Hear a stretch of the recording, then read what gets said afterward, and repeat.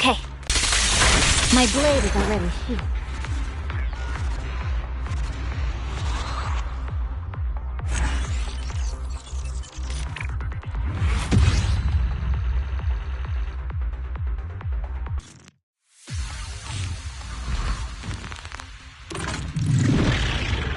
Okay.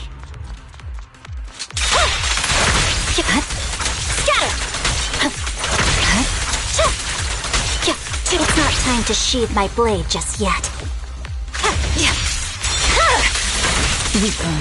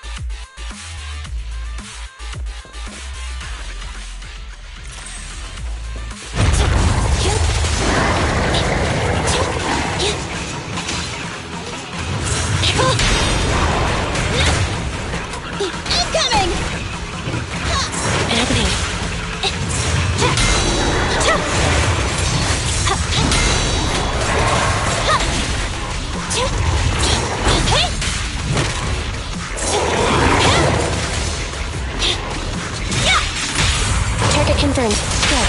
Neat and tidy! Sweat the decisive!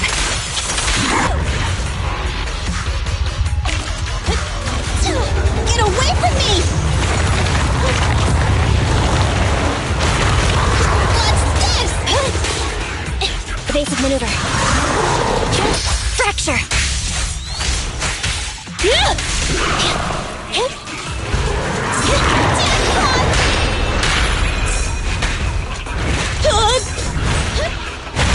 Incoming! Let me give you a little treat! Like this! They're exposed. Behave now! Electric charge. Sweat the decisive! Victory! The only option! Yeah.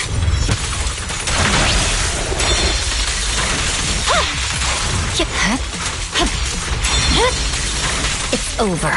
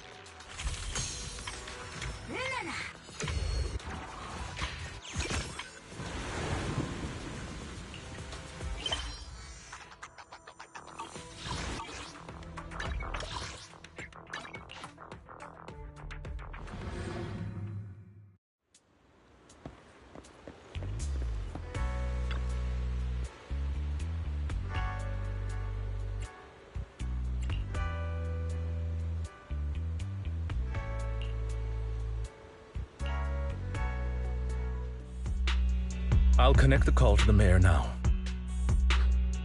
My dear friends, I'm glad you're willing to keep working with me. I'm truly sorry about what happened to Mr. Hugo Vlad.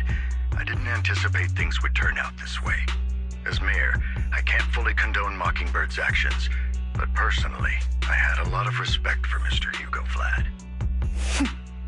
I looked further into Bringer's map. The sacrifices were created by an exaltist named Landon, who was active in Janus Quarter. Mr. Landon passed away in an accident a few years ago. Before he died, he was researching sacrifices and was said to have created a batch of serum that could turn living people into sacrifices. The problem was, the serum wasn't stable, and after his death, the recipe was lost. No one knows what happened to the exaltist in Janus Quarter back then. But it's clear that after the leader died, there haven't been major exaltist activities in the area. Bringer's map marks the locations where the exaltists' most successful attempts at creating sacrifices were. The leader of the exaltists in Janus Quarter died a few years back, and they haven't been active since. Could it be that Hartman was just acting on his own? Unfortunately, that's not the case. My sources confirmed that Hartman had been secretly in contact with someone, and they only meet inside the Hollow. Is it possible it's someone from TOPS? TOPS is a huge alliance of corporations. They wouldn't bother getting their hands dirty. Instead, they just sit back and reap the rewards. Everything Hartman is doing is to secure his place in TOPS and strengthen his power within the Ravenlock family. If my guess is correct, Hartman has gotten in touch with the remaining members of the Exaltists that used to follow Landon, helping them create new sacrifices. But what's in it for TOPS? There's no way the Exaltists would just hand over their secrets about sacrifices to Hartman, right? A sacrifice outbreak would throw the city into chaos. And that's when TOPS steps in, taking control of the situation on their terms. The public will see the mayor as incompetent, while TOPS comes off as the real protectors of the city. And when that happens, public trust will shift towards TOPS. And Mr. Mayor, you might find yourself in an unfavorable situation. Still sharp as ever, Miss Vivian. So, what exactly do we stand to gain from partnering with you? Please don't tell me you're doing this out of some noble concern for your citizens. I'm not some hero of justice, and I don't believe in lofty ideals or empty promises. We have a common enemy. While our ideologies may differ, we can work together on this. And as proof of good faith, I may not know exactly where Hartman is, but I can fan the flames over Mockingbird's death and escalate conflicts within the Ravenlock family. So it was you behind the rumors. No wonder I couldn't trace the source of the public outcry. I'm not the one who started the rumors. I just helped them spread faster after they leaked. And I pulled a few strings to make sure the story painted Mr. Hugo Vlad as a heroic figure who was unfairly persecuted. As I said before, I had a lot of respect for him, and I'd be happy to clear his name. Now let me lay out my terms for collaboration. After looking into it, I found that the dormant sacrifice you discovered wasn't the only one. There are more places where sacrifices might be lying dormant. Too many eyes are on me right now, so I can't send my own men to deal with it. I'd like to ask you to retrieve the sacrifices from those locations. I'll make sure to dispose of them once you do, so no one will be able to use them again. On top of that, I've asked a friend to help monitor your physical condition, and maybe even uncover more of your potential. Her research overlaps with your teacher's work. You don't need to worry about her capabilities. She's a Void Hunter rank special investigator. Really? A Void Hunter rank special investigator is going to be assisting us? And she's involved in our teacher's research? That's right. She's heading to Janus Quarter for some business. I wanted to set up a formal meeting, but she declined. She prefers to assess things on her own, and will reach out when the time is right. She'll let you know the details then. So it looks like you both are on board with this commission and ready to help recover the sacrifices? Okay. This affects a lot of ordinary people in New Eridu. We'll do our best. I know you won't let me down. Given our positions, we might not be friends, but we're definitely not enemies. I'll leave the rest to you then. I've got to go. Goodbye.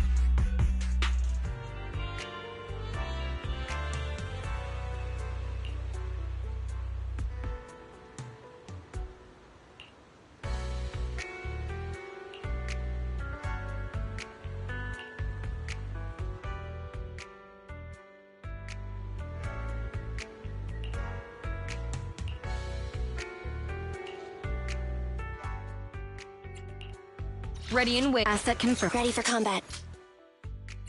This is the path I follow. I shall follow your orders. Standing by. I'm at your... Awaiting further instructions. I would never turn down Lord Phaethon.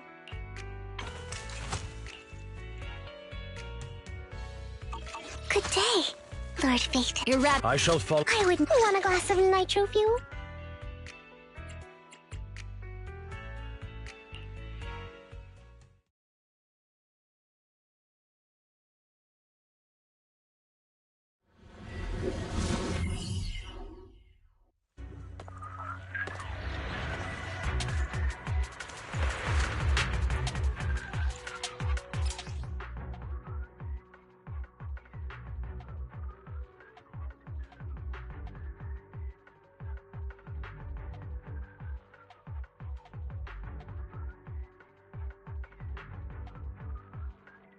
Lord Phaethon, thank you for trusting Mockingbird and me.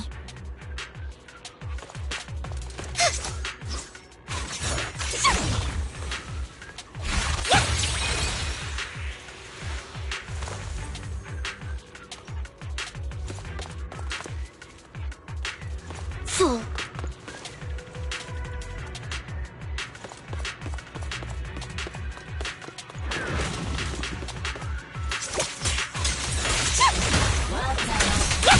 I'm here!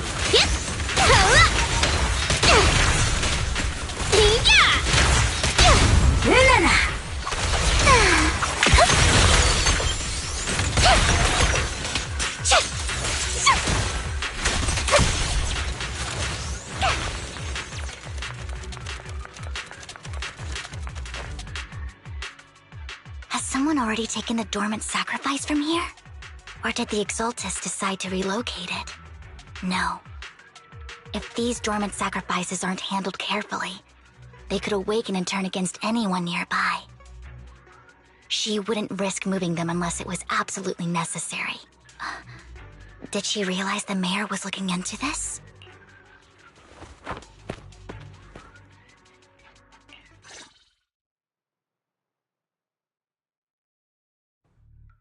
Did Hartman just make up this intel to get a shot working with us at Tops? I've been walking around forever and haven't found a thing. The Ravenlocks have always been a shady bunch. No surprise they've gone downhill over the years. I heard they were pretty loaded back in the day. What kind of business did they run? No clue.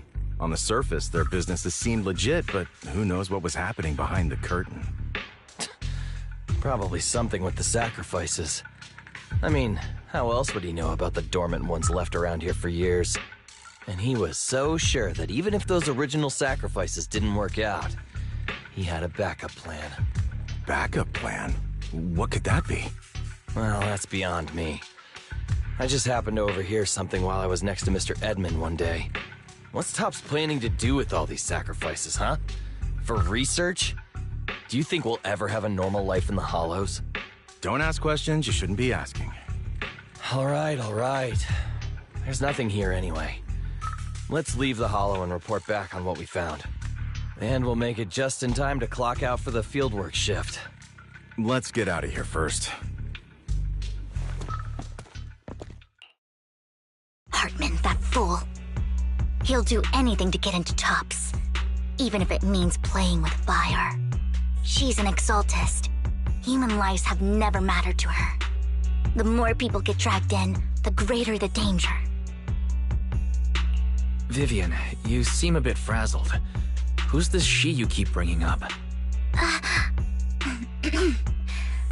I apologize for losing my composure. Please don't mind me. The she I'm referring to is with the Exaltists. Someone I have a history with. That's why the moment I heard about the sacrifices, I felt compelled to uncover the truth. I never meant to hide anything from you. It's just that, for me, the Exaltists bring back painful memories. And I'm not ready to face them yet.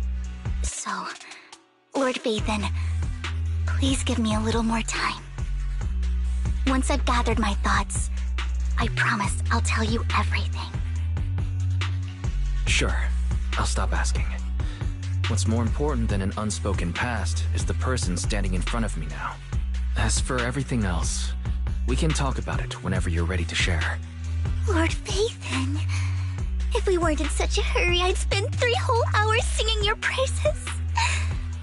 I'll make note of this and make sure to get it done before bedtime. First things first, let's track down those dormant sacrifices. The Exaltists have probably realized someone's after them by now. I wish we knew what Hartman's backup plan is. My turn. I just can't shake the feeling that something bad is about to happen. Let's crank it up!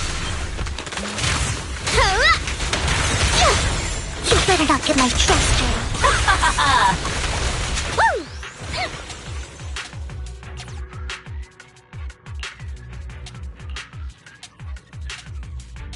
Hugo may have done terrible things, but he had his reasons. Don't touch Mockingbird might be seen as the bad guys by a lot of people, but... Fool. Ironically, joining Mockingbird is what put me on the right path. More fire! For the first time, I'm needed for more than just my curse. Nothing here either. There's...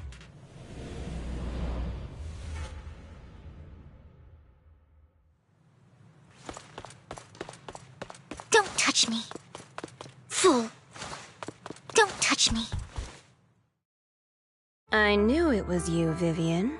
Camille, what are you doing here, sis? Are you destroying the dormant sacrifice? Vivian, don't call me sis. I'm not your sister. Are you trying to stop the Exaltists?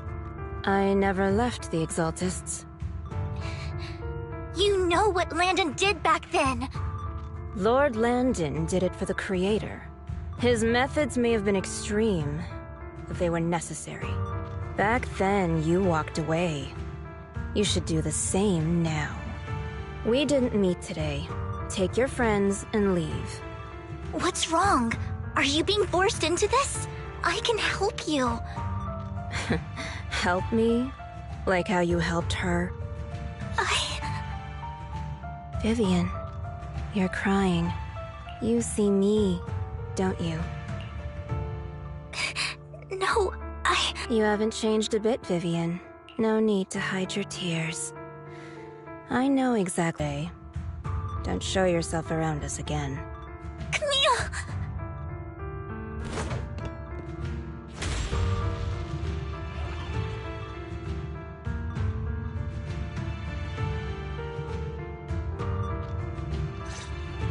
Lord Phaethon, watch out! I'll tell you what that was about later. Let's take care of the ethereals first. Me ready.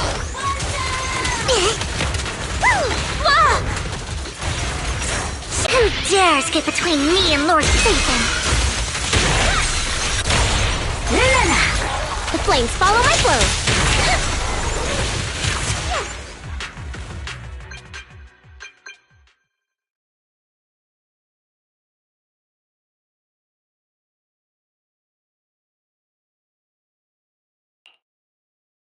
You've been gone forever. Did you run into any trouble? We searched the coordinates the mayor provided. Most of them were already empty. No dormant sacrifices. Camille, the Exaltists have been actively destroying the dormant sacrifices. Why would the Exaltists go after the sacrifices? I saw it too, but I can't figure out why the Exaltists would do this. And one of them is someone I once knew. I thought she would leave the Exaltists after Landon's death, but she stayed. Wait, what did I miss? Why do you know so much about the Exaltists, Vivian? When I was a child, I stayed with the Exaltists for a while. Back then, Landon was one of the most respected figures among the Exaltists in this region. A lot happened. And after Landon died, I left. I can't turn a blind eye to the sacrifices. I know all too well how many lives have been lost bringing them into existence. Ever since I learned a sacrifice had appeared in Janus Quarter, I haven't been able to stop worrying. I won't let history repeat itself. That's why I asked Hugo to investigate, starting with the Sacrifice Corps. Vivian. Please stop. I'm not looking for comfort. I'm just recounting the story for you to understand the situation. We've got bigger things to focus on. But when I do need comforting, I'll come straight to you. I hope you'll make time for me, Lord Phaethon. Just so you know, I'm not the easiest to console. Absolutely. If you're feeling down, we'll be here for you. Okay. Back to the matter at hand. That conversation between those two TOPS employees back in the Hollow is still bothering me. They said Hartman had a backup plan, and that got me thinking about some news that was quietly swept under the rug. Lately, there have been mining accidents in Ravenlock-controlled areas. Many workers have died. The families were paid off with huge settlements, way more than usual. No protests, no controversy, and the issue was buried. But considering the Ravenlock's financial position, why would they be so generous with payouts? That sounds sketchy. Do you think those accidents were faked? Precisely. I don't think those workers died in mining accidents. I'm planning to reach out to some old friends, see if they've heard anything about this. Do you have time, Lord Phaethon? My contacts are just near 6th Street. Care to join me? Sure. Let's go together.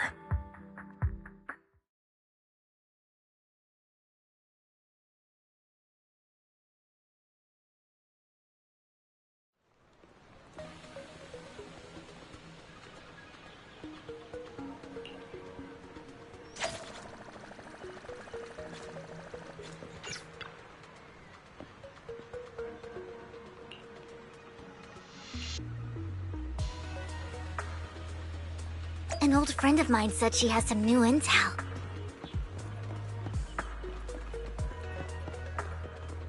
She's like a mentor to me. I learned a lot about data scraping on Internet thanks to her.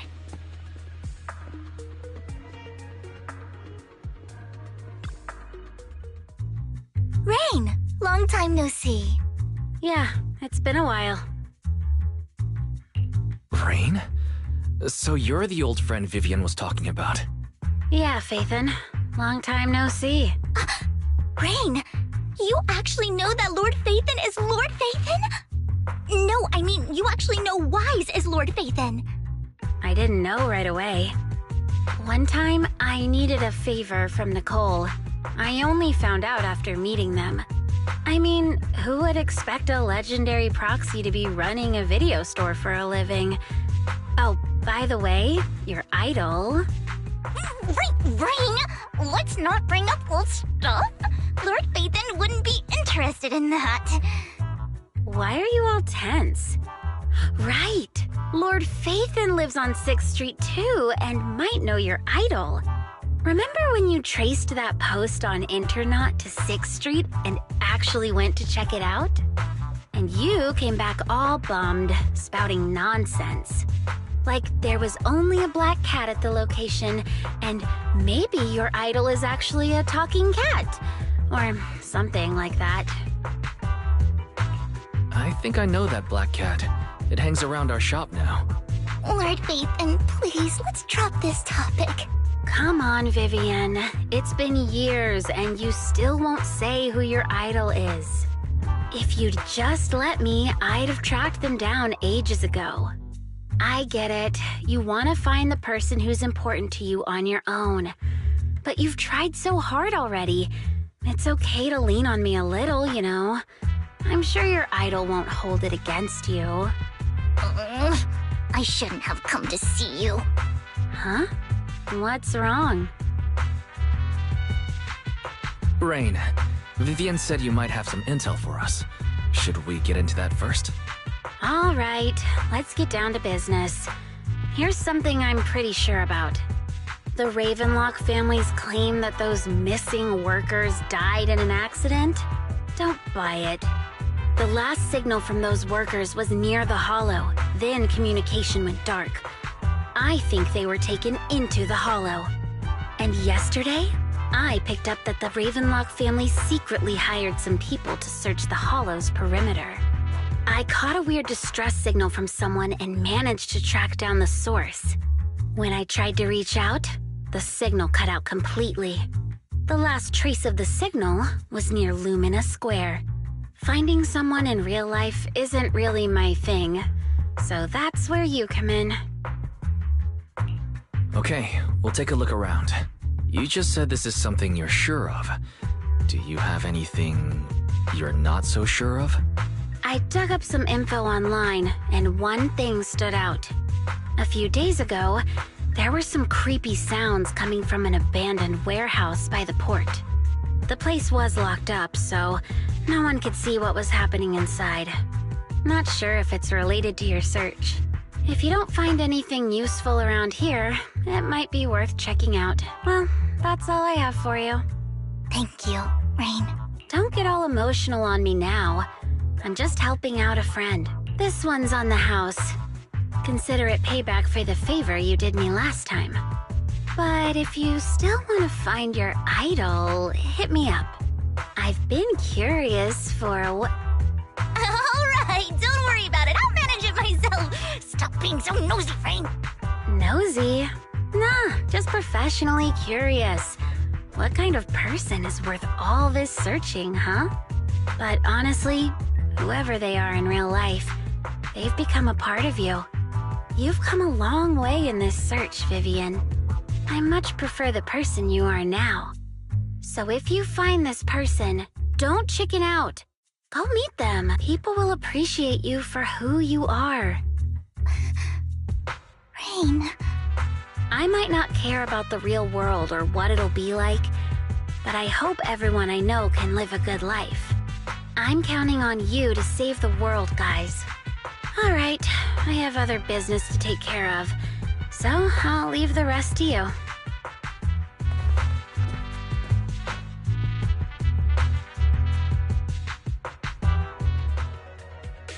Lord Phaethon, please pay no mind to what Rain said.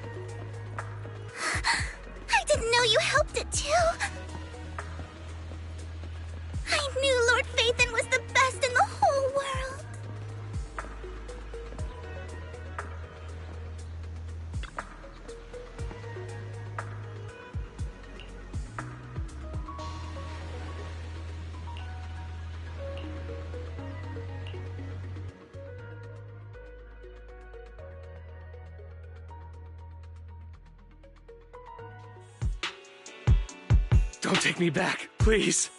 I was wrong. I know I messed up. I don't want your money anymore. Please, no. Calm down. Who are you? I won't say anything. Just let me go. I don't know anything. I swear, I know nothing. We're not PubSec, the HIA, or the Ravenlock family. We won't force you into anything. There's no need to be afraid. What do you want from me then? We simply want to know where the Ravenlock family took you and what they made you do. I can't say. I can't tell you. I have a family. They'll hurt them. You never saw me. Please, just stop asking. Don't you wish to see your family? I don't deserve to see them. It's my fault. I was greedy. I did this to myself. But your family must miss you dearly. I'm sure they won't blame you. No, it's my fault. It's all on me. I don't want to drag them into this.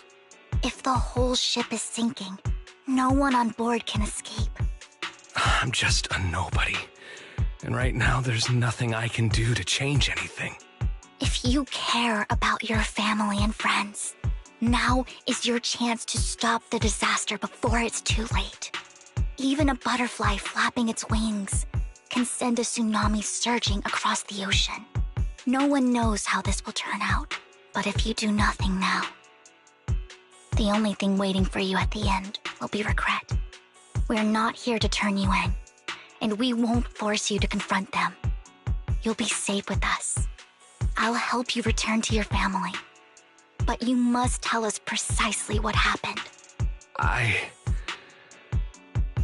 Hartman offered a huge amount of money, looking for workers to go into the hollow to guard something.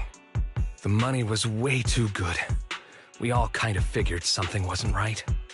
I thought it was just smuggling or guarding some kind of illegal ether resources, so I signed up. After we sent in our applications, Hartman's men took us into the hollow. The first place we went, there was a strange box. When we got there, they handed us some pills, saying they'd improve our aptitude for ether, for us to last longer in the hollow. But after I took them, everything went fuzzy. Something was definitely off about those pills. When I woke up, I saw my coworkers dead in front of me. And there was blood all over my hands. They said something about me being a good experiment, moved me somewhere else, and locked me up. They wanted to inject me with something. I got scared and didn't know what was gonna happen. But then a blonde guy found me, gave me a carrot, and let me go. So I escaped. I didn't want to kill anyone. I don't know. It wasn't your fault that your coworkers died. You were just a tool in their hands. Do you remember the place they first took you? Do you know what was in that box? I only remember the first place was like a rooftop. I think it was on top of a tall building. What exactly was in that box? I can't remember. I'm not lying. Those pills they gave us, they make you hallucinate. I took just one and my mind felt like it wasn't my own. My memories turned into a blur. I'm telling the truth. I'm not trying to run from my mistakes. I won't be dragged into this. Once this is all over, he will be able to reunite with them.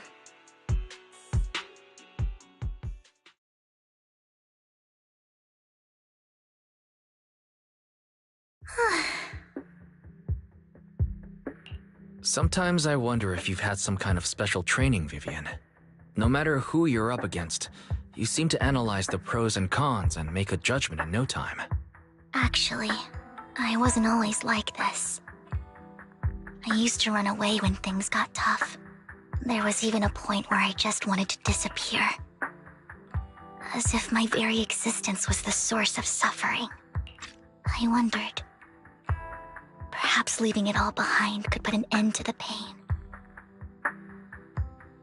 It's hard to picture that. My first impression of you was pretty, assertive. Well, I was on a mission at the auction when we first met. And just as Rain said, I've come a long way from who I used to be. Speaking of Rain, it's quite a coincidence that you two know each other and are actually close. You even know one Denny Boo. That surprised me. We might have crossed paths without even realizing it. Enough about me. Tell me more about you, Lord Phaethon. Where have you been, and what have you experienced? Looking back, it feels like I've been through a lot lately. Belle and I even lost our Phaethon account. It's a long story, starting with how the Cunning Hares took something from the Red Fang gang.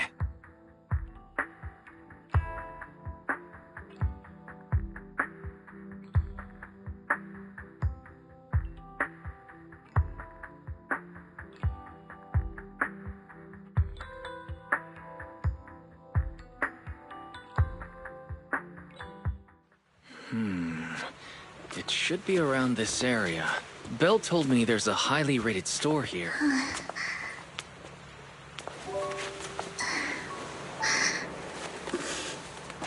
Lord Phaethon! What's wrong? I've seen that black cat on 6th Street. That harmonica in the outer ring you mentioned. I've heard it before, too. I've even been to the monument outside Hollow Zero. But none of that was a coincidence. It was me.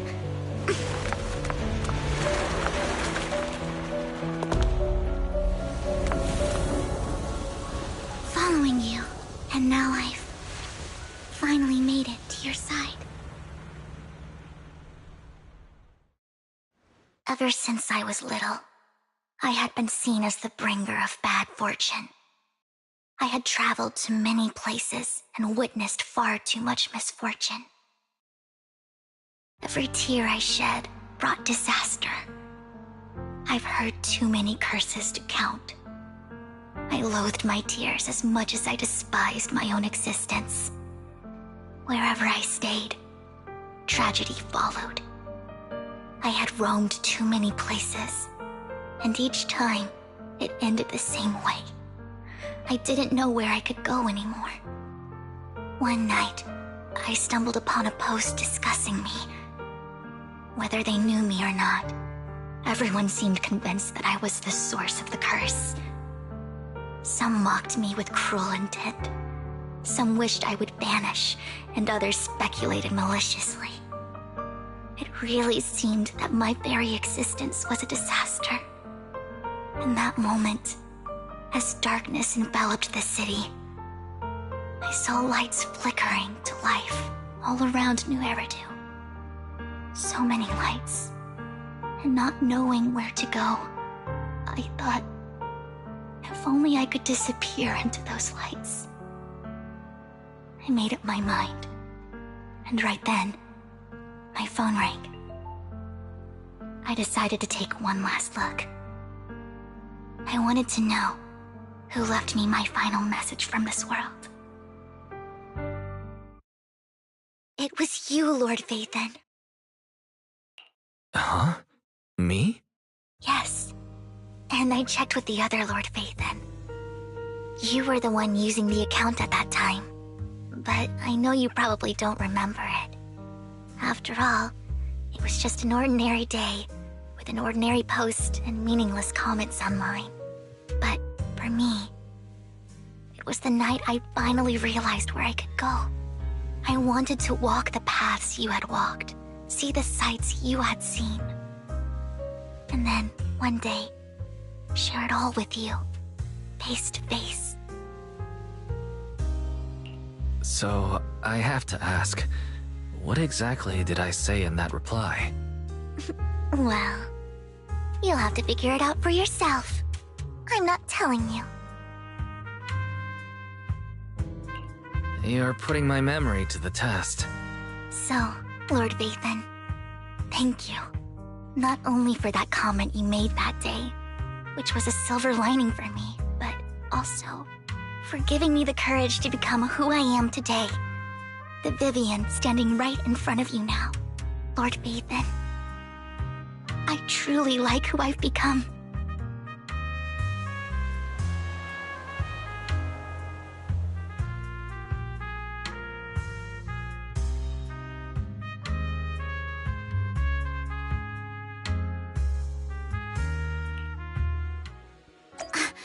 Lycon just sent a message. There's an update.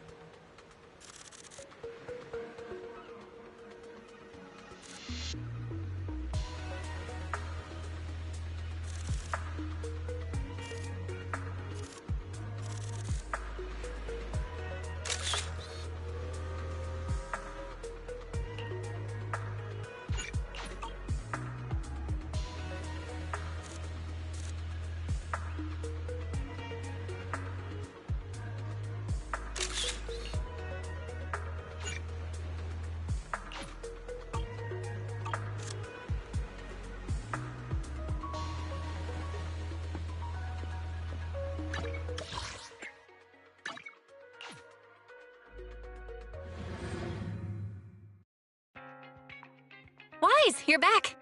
Looks like Lycon's tied up with something. He said I should just chill until you're back, and then we can talk online. I'll call him now. Master Proxy, Miss Vivian. The gentleman Rena brought back has stabilized and calmed down now. Based on his account, we've identified where Hartman is hiding the core. He also mentioned that Hartman plans to trade the core with a group of people. We suspect that this group consists of members from the Exaltists. I knew it. Now that we have the location, it would be splendid if we could seize the sacrifice core before they do. Precisely. We hope you can head to the location as soon as possible to secure the sacrifice core. All right, we'll get there right away. I have other matters to attend to, so I'll leave the retrieval of the sacrifice core in your capable hands. The mayor's friend that he mentioned before will also be assisting you this time. The target coordinates have been shared with her, and she'll meet you there. Please ensure your safety, and I wish you all the best.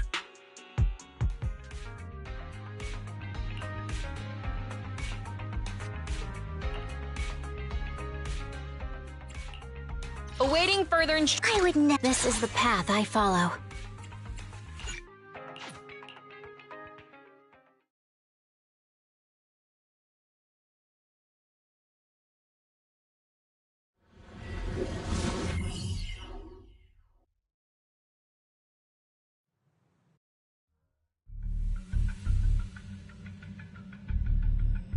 Where's the sacrifice core? Camille, you really think I'd stroll around with something this important? Plus, even though the Ravenlocks and the Exaltists have been working together for ages, I've hardly even met Lady Dina. I'm the one offering the sacrifice core here. I'm curious what Lady Dina's got lined up for me in return? I'm just here to verify that the core you mentioned is real. Once that's sorted, Lady Dina will give you a proper response. Our partnership isn't just talk. We need to be sure you have what we need before moving forward. Sure thing. I'll take you to where I keep the core. Once you verify it's legit, have Lady Dina come over. We'll lay everything on the table face to face. All right. Lead the way. It seems Hartman is trying to bargain for more. What a greedy and insatiable man. It's just that... why would they only send Camille for something as important as the sacrifice core? And I can't shake the feeling that Camille doesn't want Hartman and Dina to meet. Why is that? So this Dina they were talking about, is she the leader of the Exaltists? Kind of. Lord Vathan, I really think we should hurry. We must get to where Hartman keeps the core before anyone else does. I've mapped out a shorter route, but there will be ethereals along the way. I'll leave the fighting to you, Vivian. Don't worry, Lord Vathan. You're in capable hands. I'll ensure your safety. Don't touch me. Ethereals! Stay away from Lord Vathan! Scatter! You're done!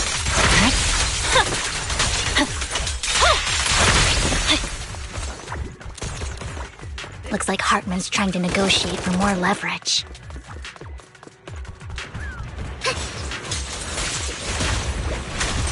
Let's get out of here before we're spotted.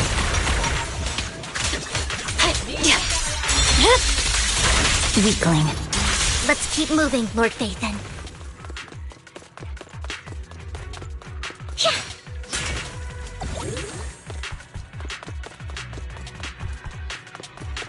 Leave the enemies to me, Lord Vathan. Right.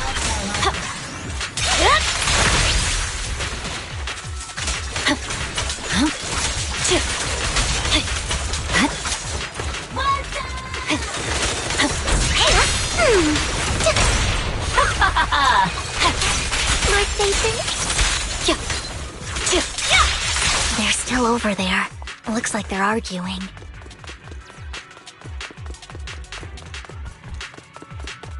This is our chance. Let's hurry. No matter who has the sacrifice core, Hartman or the Exaltists, it would be... Hand over what's in the box. Or we do this the hard way. You sure talk big, little girl. Let's see if you can get past me first. Let's hurry and secure the sacrifice. Lord Vathan, the box is empty. So Hartman never kept the core here. How did you even find your way here? Where's the core in the box? What did you do with it? You call this keeping the sacrifice core safe?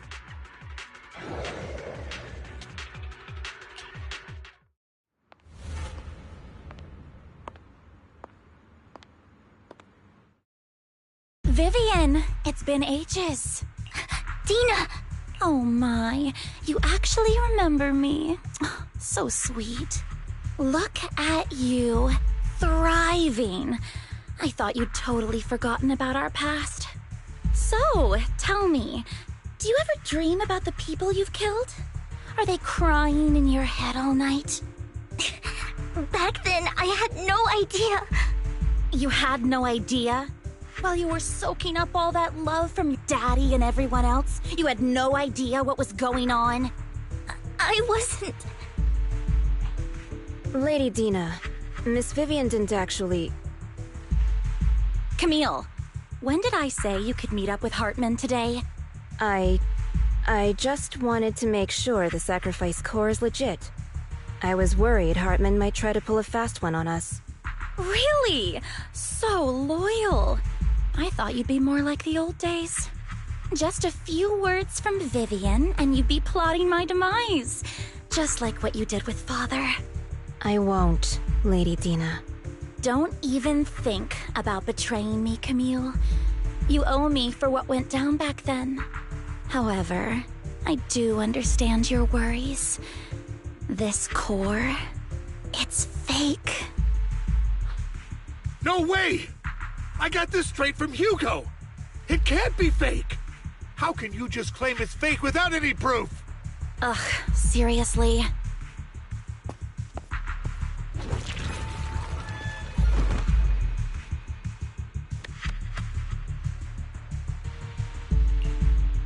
The sacrifice core can max out the ether particles within human bodies in no time at all.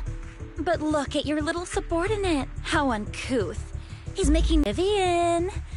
Where do you think the sacrifice core is really at? I don't know. If I knew where the real core was, I'd destroy it without a second thought. Dina, you understand what the sacrifices are. And you know those who were blessed should not have to endure such horrors. Oh? They shouldn't have suffered those horrors? Weren't you the one who decided if they'd be blessed or not? If it weren't for your tears, how would they have encountered such misfortune? How self-righteous, Vivian. Their fates were in your hands. It was you who brought disaster on them. Landon just needed an excuse. He needed someone to blame. Whether I shed tears or not, he'd treat living beings as mere subjects for his sacrifice experiments. Dina, you know all of this. Landon even went so far as to sacrifice you. Shut up, shut up, shut up! Father did it for his great cause.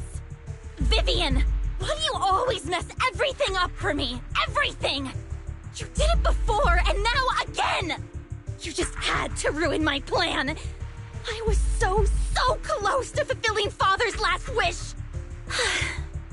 If you don't give me the sacrifice core, be prepared to become food for the ethereals.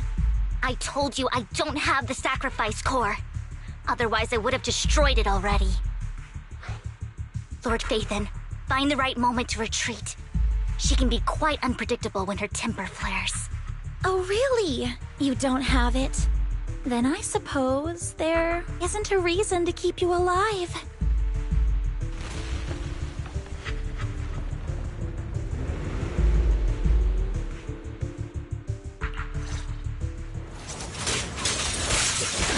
More ethereals are coming. It's over. Too many. No chance to get out of this.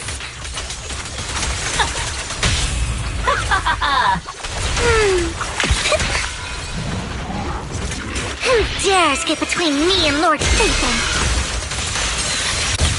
Right, I swear on my blade.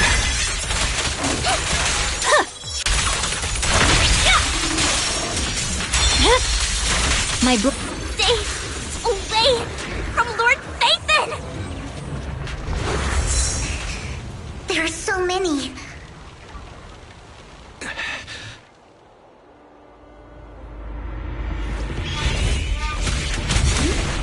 It's ink.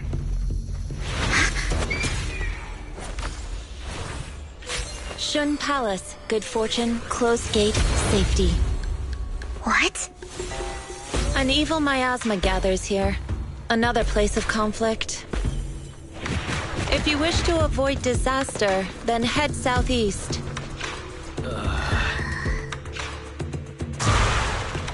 Now! Thank you.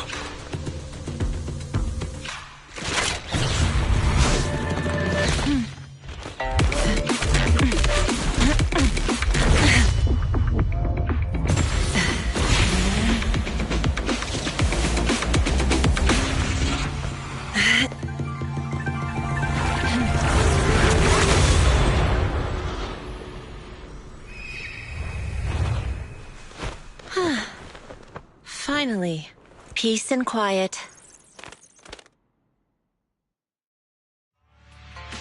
You must be wise, right?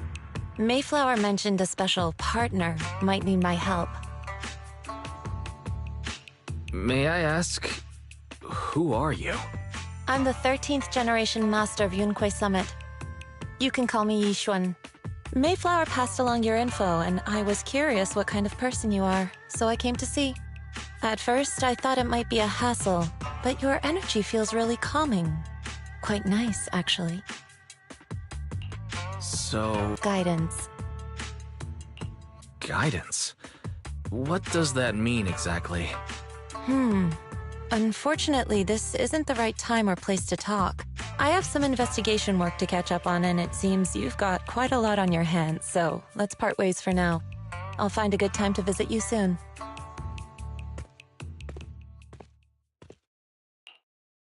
I'm so sorry, Lord Phaethon. I'm just not feeling very well. I think I'll head back for now. I'll investigate the sacrifice core and reach out once I find something. You don't look so great.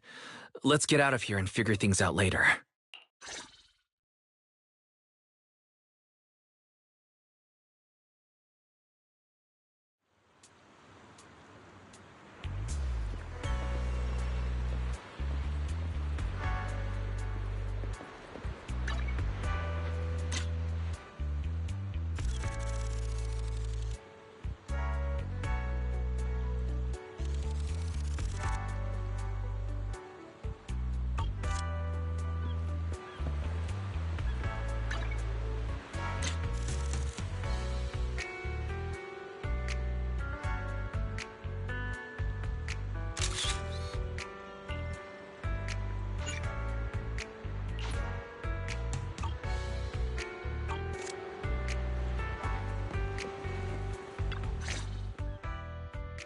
Lord Phaethon, are you going to rest now? I can head back later, Vivian. You seem a bit off since we left the Hollow. If you want to talk about what's bothering you, I'm here. Sometimes it helps to get it out.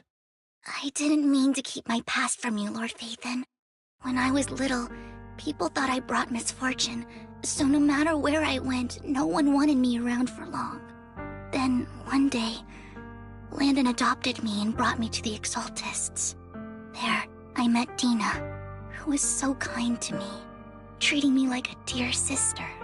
She told me her father, Landon, was a great man who'd one day make everyone stop fearing the Hollows, so all life could live freely inside and outside of them.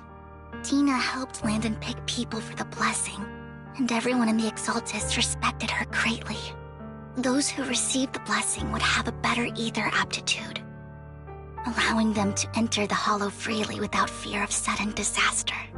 Back then, Dina would chat with me every day, always about the Exaltists and her father. But things between us shifted when Landon asked me to step in for Dina. Landon told me I didn't only bring misfortune, and that if I listened to him, I could actually help people. After that, he'd take me to meet people, and if I shed tears, he'd give them a blessing medicine. Those who got the blessing could dodge calamities. At first, I was ecstatic, thinking I could help others. I shared my joy with Dina, but that was when she started to pull away from me. Was that blessing medicine the same sacrifice serum Bringer had? Yes. To be precise, it was an early version of the sacrifice serum. Landon's medicine wasn't stable. The medicine Landon developed could boost abilities quickly, but also sped up the development of ether corruption. In the end, most people turned into ethereals, and a few became sacrifices, losing all human consciousness. The ethereals were killed while the sacrifices were given to the higher-ups of the Exaltists. The Exaltists wanted the sacrifices to hold human consciousness, so Landon's medicine was seen as a failure, and he gradually lost influence within the Exaltists. One day, I saw Dina, and tears streamed down my face. In a bid to save his reputation, Landon decided to let his own daughter receive the blessing. I had always thought that getting the blessing was a good thing, until I saw terror in Dina's eyes that day. That evening, I broke Landon's rules for the first time, and followed him out of the Exaltist's residence. I trailed him to the Hollow, where I witnessed someone who had been blessed becoming corrupted. In the end, that person became an ethereal. Then, without hesitation, Landon killed him. Before Landon returned, I went back to the residence and snuck into his study. And there, I uncovered the truths I just told you. And just a few days later, it was time for Dina to be blessed. I wanted to save her and stop anyone else from getting deceived. So, that day, I told everyone present that Landon should be the one to receive the blessing, not Dina. At first, Landon argued, and no one believed me. But, in front of them all, I looked at him and let my tears fall.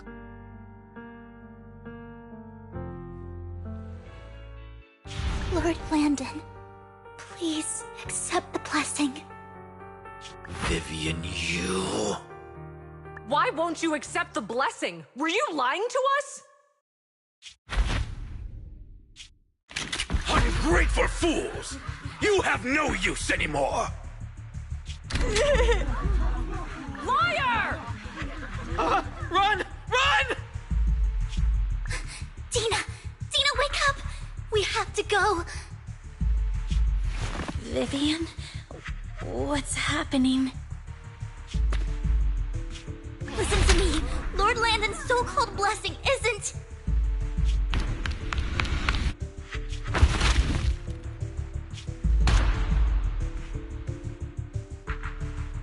Father! No, I was just... Mom, I wanna go home. It's got nothing to do with us. This is just what happens when you don't accept the blessing. Vivian, was this you? Dina, I just didn't want you to accept the blessing. Everyone who does ends up... I just don't want to lose my father. You knew? If you knew what he's done, you... He's my father. He's all I have. Stop being self-righteous, Vivian. You only ever bring misfortune.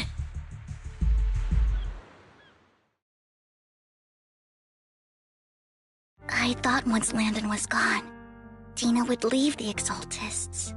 I never expected her to continue his research, or that Camille would stay. Camille lost her entire family in a hollow disaster, so she's always supported the Exaltists. She's not a bad person.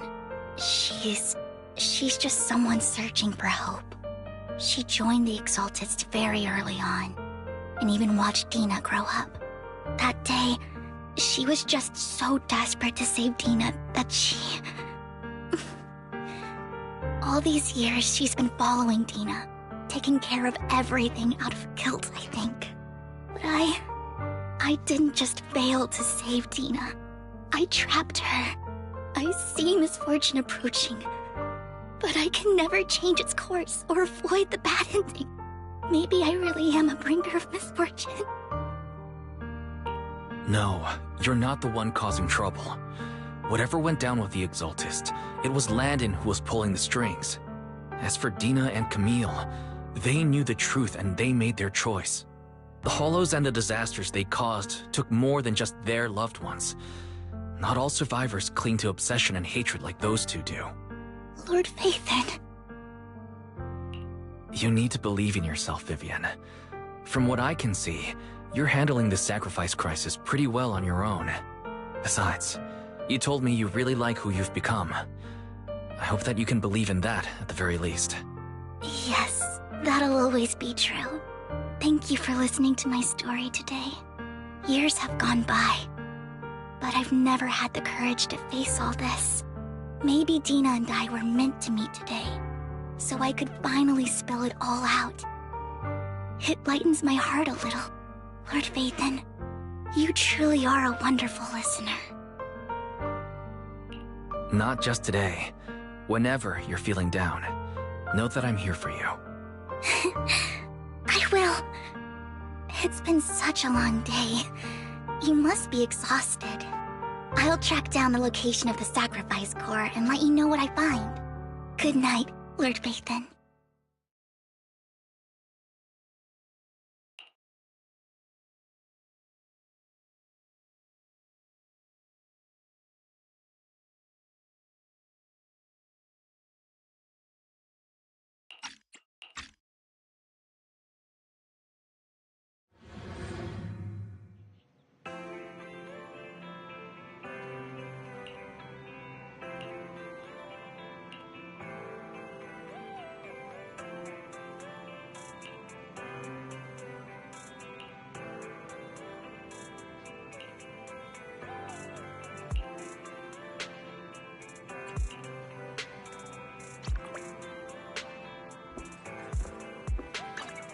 Ready and waiting. I would never turn down Lord Phaethon.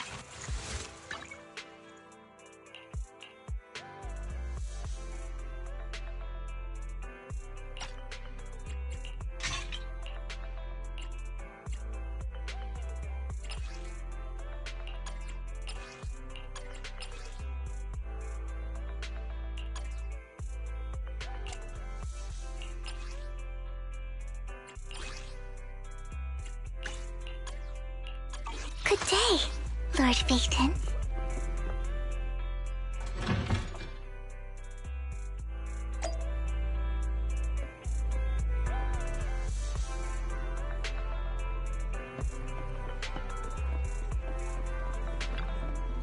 The morning air is like a soothing melody, truly unforgettable.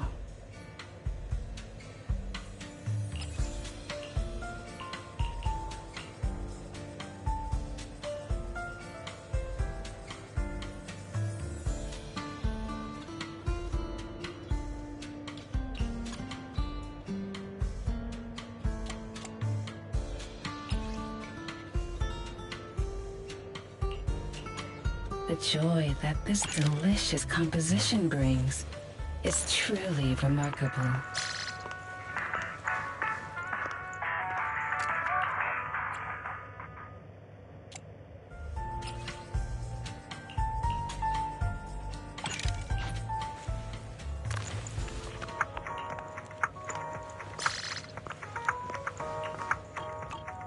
Come back again soon.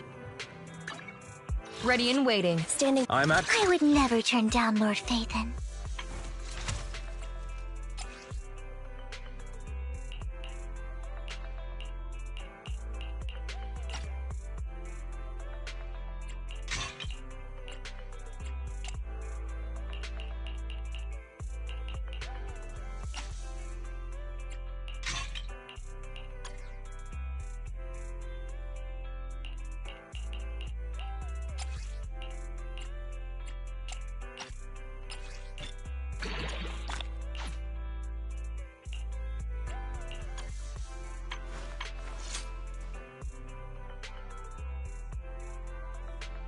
Ready and waiting. I shall... Good day, Lord Phaethon.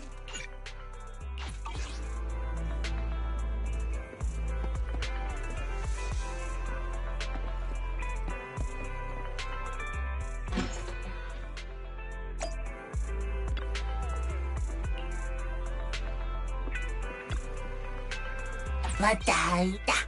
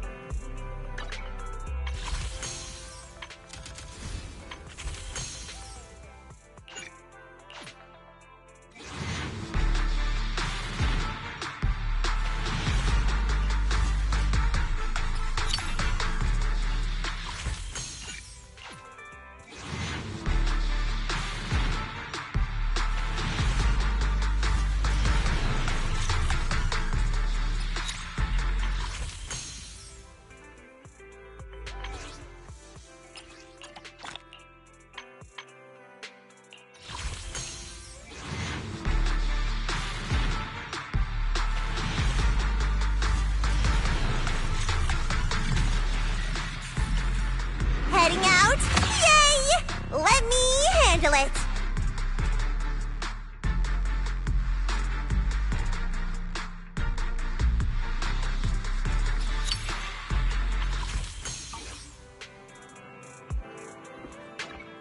Ready and waiting. I'm at your... Is it work time? Is food included?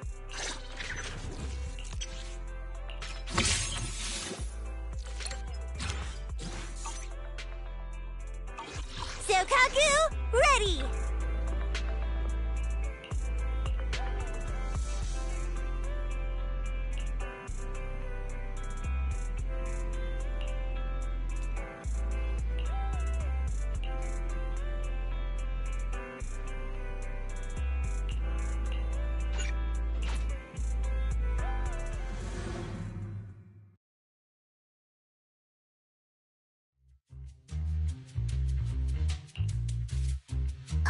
Shawl, I didn't expect you to be working here. Perfect. I was just covering someone's shift. The screening here is super strict, and I was afraid the supervisor would realize I was new and subbing for someone, so I hid in the control room during the supervisor's inspection. So I happened to bump into this guy, a blonde man wearing a hat, and I think he was checking some footage. Then he logged that footage into the tape he brought.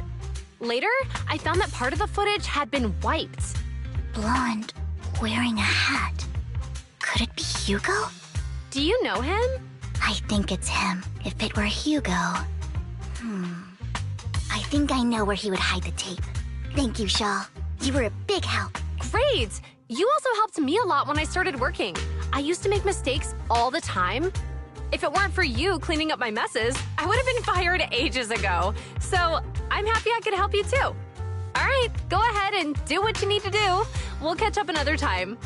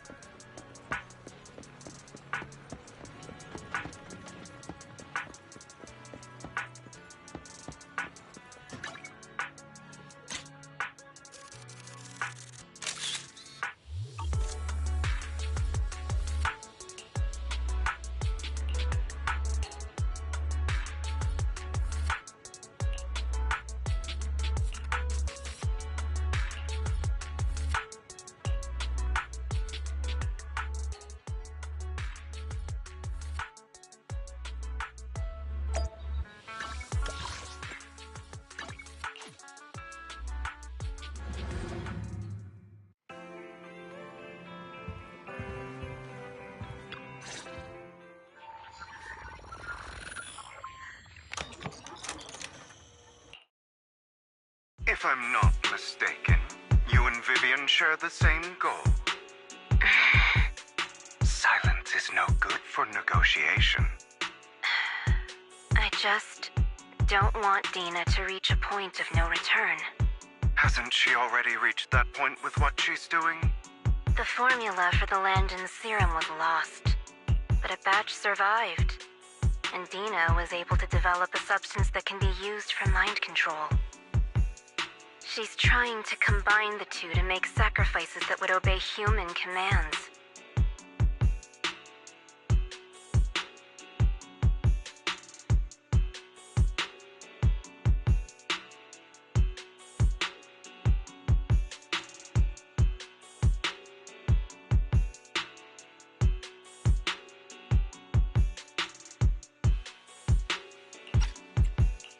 If the dormant sacrifice and the remaining Landon serum are destroyed, we can put an end to this.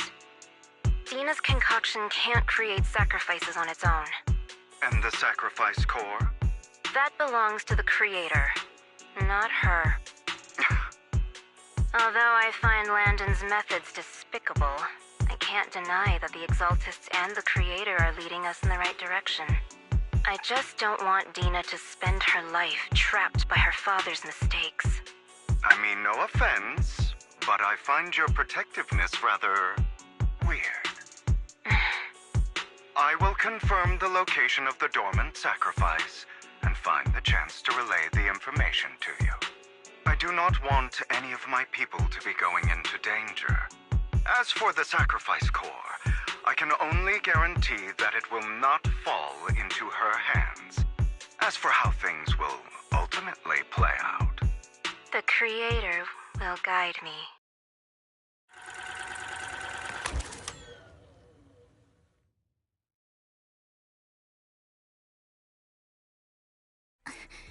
Camille was actually destroying the dormant sacrifice?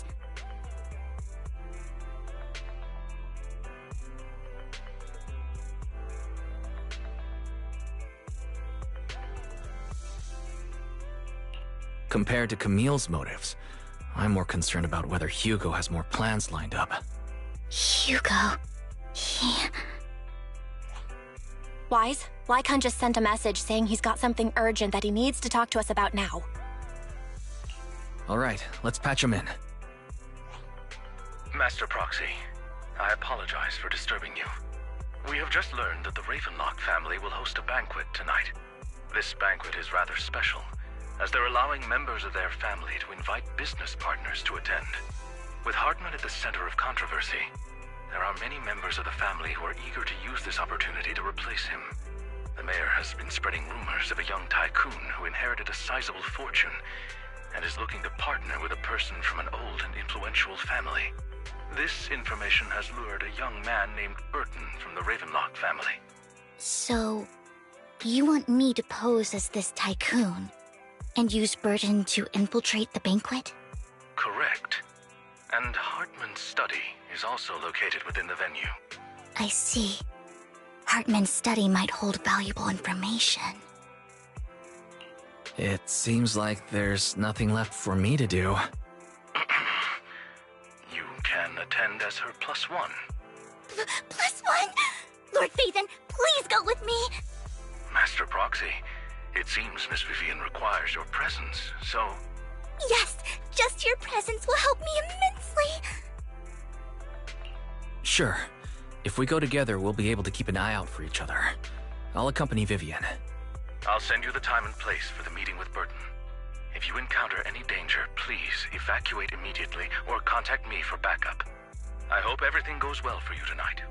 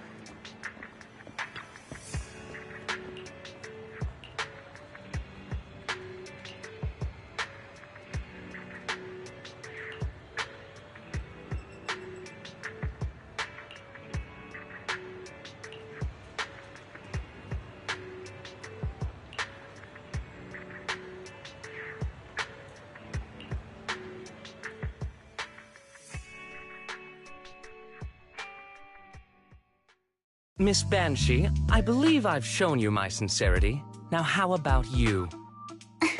Sincerity? My presence here is a show of sincerity.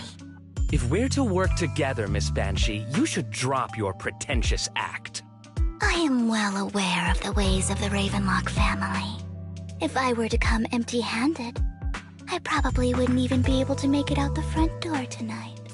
Since I agreed to come with you, and even brought along my most precious companion, does that not show my deepest sincerity? No need for such an off-color joke. Our door is always open for those coming or going. We both know what's what, so let's cut the small talk. I know far more about how the Ravenlock family made their fortune than most here. I am also well aware of why Hartman, despite such a massive scandal, still remains in power. Oh? Do tell. Exaltists, blessing, sacrifice, Landon. Where would you like me to start? How did you know that? No, who are you? Don't be so tense. If I'm not mistaken, it's about time the banquet began. My companion and I are practically famished. Is this how you treat your guests? By letting them starve? Perhaps when we've had our fill, we'll remember where the sacrifice is hidden. You know where the sacrifice is? So, can we go get something to eat now? And I'm also looking forward to receiving a special dessert from you. We can discuss what you wish to know while we enjoy dessert. Of course. I wouldn't let such an important guest discuss matters on an empty stomach. As for dessert, I will prepare it myself, and I guarantee it will satisfy you. I'll come find you later. I wish you a pleasant evening.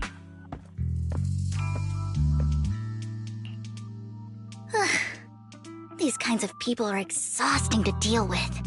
I really don't know how Hugo used to put up with it. Was there a special meaning to the dessert you mentioned just now? I thought he'd stay for longer, but he left once you said that. Hugo taught me that bringing up dessert in such situations is a way of telling the other party they need to offer more. Fortunately, that old fox Hartman is terrified of losing power. He's definitely keeping the destruction of the sacrifice and the fact that the sacrifice core is fake hidden from the other family members. Otherwise, Burden wouldn't have been so willing to raise his offer. Lord Phaethon, let's find Hartman's study when the banquet is at its busiest. All right. I've already taken note of the surrounding terrain. Once more people arrive, we'll enter the garden through the door in the corner of the banquet hall. Wherever you go, I'll follow, Lord Phaethon.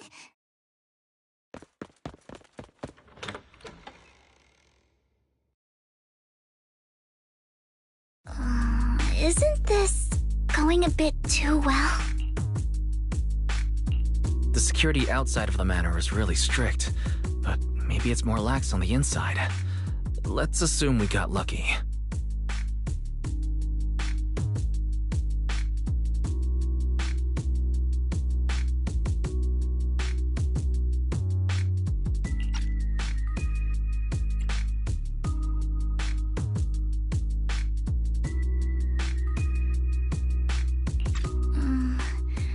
However, just to be safe, I'll call Lycon. Let's check Hartman's recent correspondences for clues. I still have concerns about the sacrifice core. Right. Though the core he gave Dina was fake, Hartman might have left a trick up his sleeve and hid the real one. Then let's split up.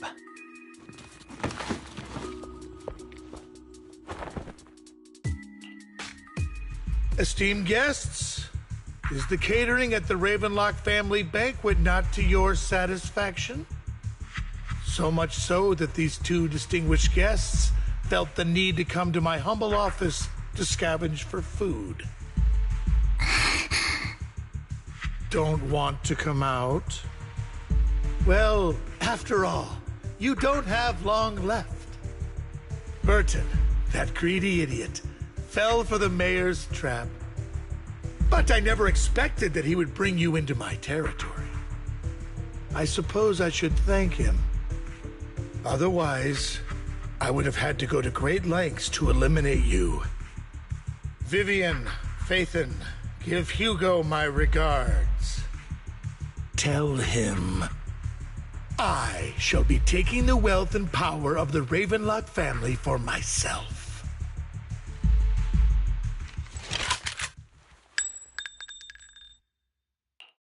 The bullet? How? Dear Uncle, why must we be so distant with one another? You can just tell me what you want to say directly. Hugo! Impossible! You're... Uncle, you must know a Ravenlock will never stop until they get what they want. Did you really think I would be defeated so soon? When I have yet to trample you into the dirt. You filthy bastard! You only know how to resort to these petty tricks! Petty? My dear uncle.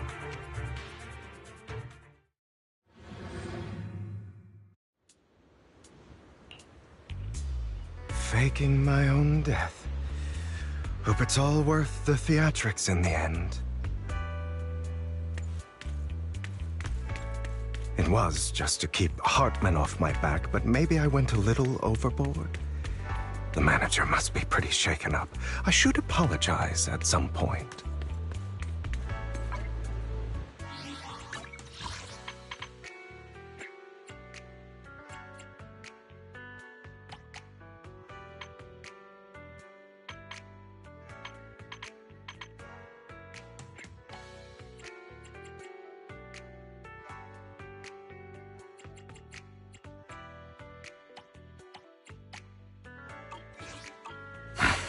You're late.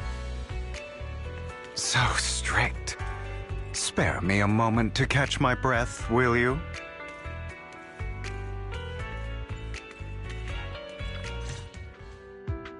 You're taking longer to rest than I expected. Lycon, you think too highly of my physical capabilities. Well, thank you for your cooperation.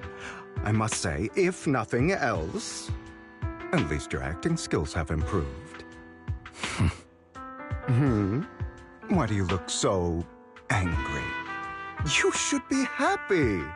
We pulled that off together with flawless teamwork and managed to fool everyone.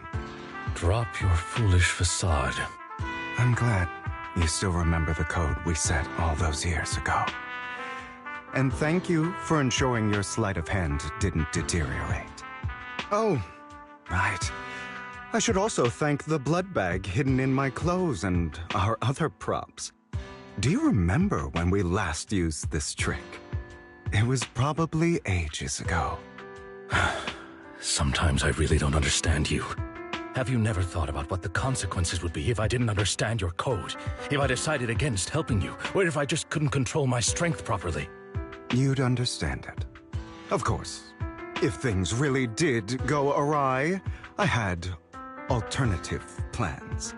You wouldn't be so arrogant as to think I'd bet everything on you, would you? You're insane. Aw, I'm flattered. So what exactly is the purpose behind all this? Surely after going to such great lengths to erase your own existence, you don't just plan to hide here and reminisce about the past with me. Don't try to brush this off. I've already helped you enact your plan. Tell me the truth. Don't get your tail in a twist. I have more plans that require your assistance, so naturally I would not hide anything from you. Simply put, as things stand, whether as Hugo Vlad or as Mockingbird, I am doomed to die. Seems you've made quite a few enemies. As a member of the Ravenlock family, I negotiated with Edmund and managed to obtain resources from Tops for my future plans. I also confirmed what attitude they held toward your master, the Mayflower family. Meanwhile, I used my identity in Mockingbird to strike a deal with Hartman and gather information on their collaboration with the remnants of the Exaltists. That's where I got my intel on what Bringer left. Oh, by the way, the crime declaration letter that your dear mayor received, that was also sent by yours truly. He's probably figured that out by now, right? Though I'm not sure if he told you. The mayor learned about the sacrifice attacks through his own means, but lacked an opportunity to take action. That warning letter was precisely what he needed. You aren't hopeless yet. How delightful. In short, I'm more well-informed than your lot because I get around, dealing with all these different important figures. But of course, it comes at a cost. It's only fair. After all, you can't hide the smoke from a wildfire. Rather than trying to carefully tame it and risk setting yourself alight, it's better to let it burn free. When I helped you put on your little act, killing you in front of everyone, you left the sacrifice core to Hartman. That was intentional too, then? Oh, yes. And it worked like a charm, didn't it? Now no one cares for me anymore, and all eyes are on Hartman. A perfect situation for keeping the Ravenlock family in check while dealing a cutting blow to the Exaltists behind them. Another crucial point is Vivian and Phaethon. I must sever any ties they have with me or Mockingbird. Although I feel bad for Phaethon about what happened, but it had to be done. That's the only way they would be safe, allowing the plan to continue. I noticed that you never turned your blade toward Master Proxy. So, those words you said back then were also... I will bloody my hands. I will carry the weight of my sins. I will become the Abyss. Obviously, it was all an act. My acting has always been impeccable, as you know. Hugo, you're taking such a tremendous risk. Why? Would you believe me if I said it's for justice? But unfortunately, it's not. I want revenge on the Ravenlock family. And I will make sure that despicable excuse for a human being, Hartman, suffers a slow, torturous end. Of course, I also promised Vivian that I would help her investigate the whole thing with the Exaltists. That's all. You don't look too good. Is it your wounds? No. This is the first problem I plan to resolve. Lycon, do you have a place that is sufficiently discreet, quiet, and can take a lot of damage?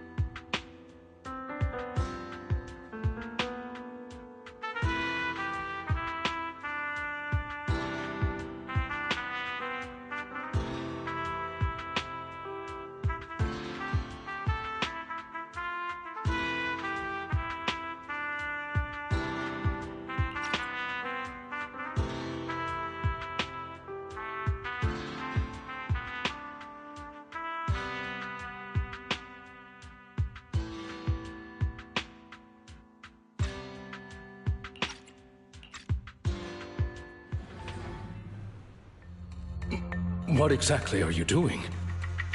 Don't look at me like that. If I didn't have to do this, I wouldn't. Hartman recently obtained a bizarre substance, most likely from those crazy exaltists.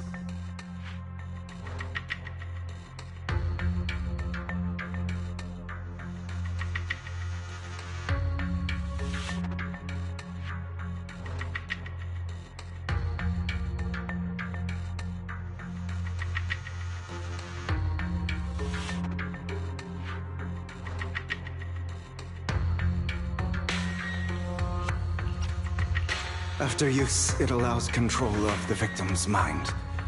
To some extent. You were dosed with it? To be more precise, Lycon, I deliberately allowed Hartman to put this drug in my cup to facilitate our previous collaboration.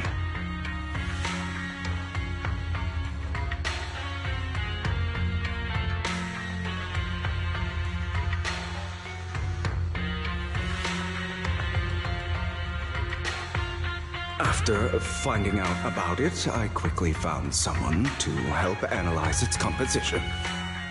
The good news is he gave me a very low dosage, perhaps because he was afraid I might notice.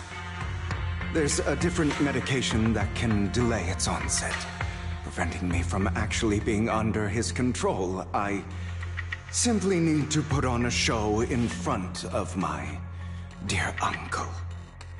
The bad news is that currently there is no antidote.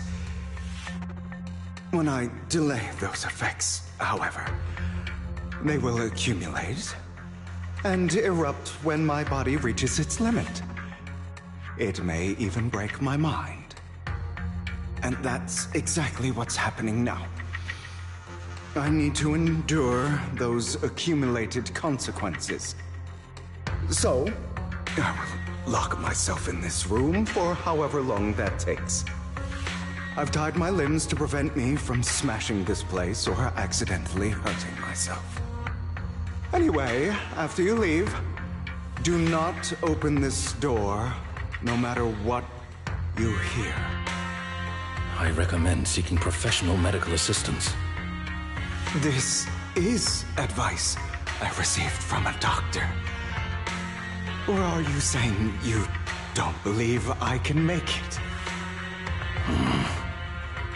So, Icon, come find me here at the scheduled time. All you need to do is smile and await my victory. What if I want to stop you?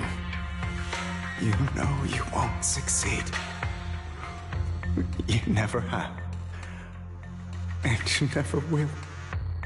Well, time is short. Let's begin. I understand. Don't die, you stupid bastard.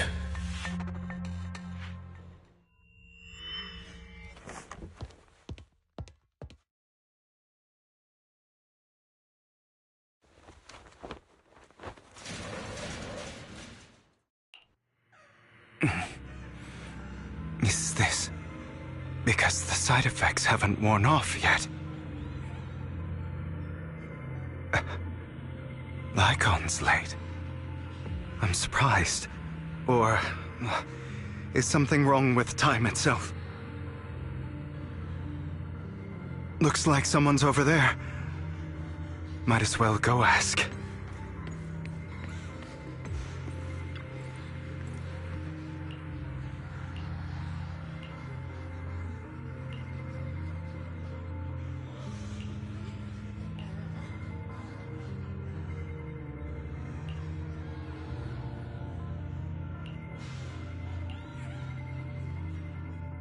It's all your fault!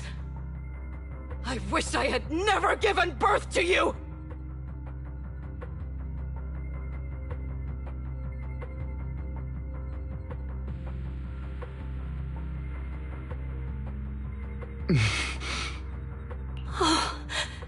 Everything will get better if you just die, right? If you die, he'll come back.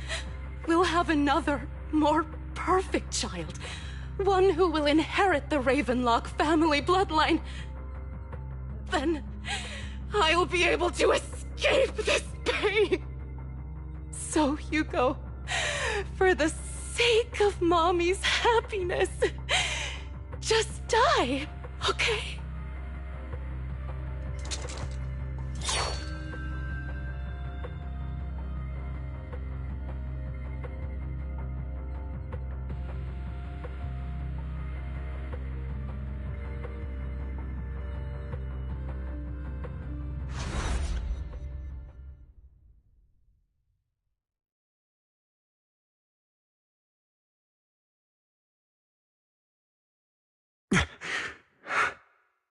So, I wasn't awake yet after all. That's because you don't want to wake up again. Who are you? I am you. Hidden deep within your heart. Your most true self. You want to kill her, don't you? Your so-called mother.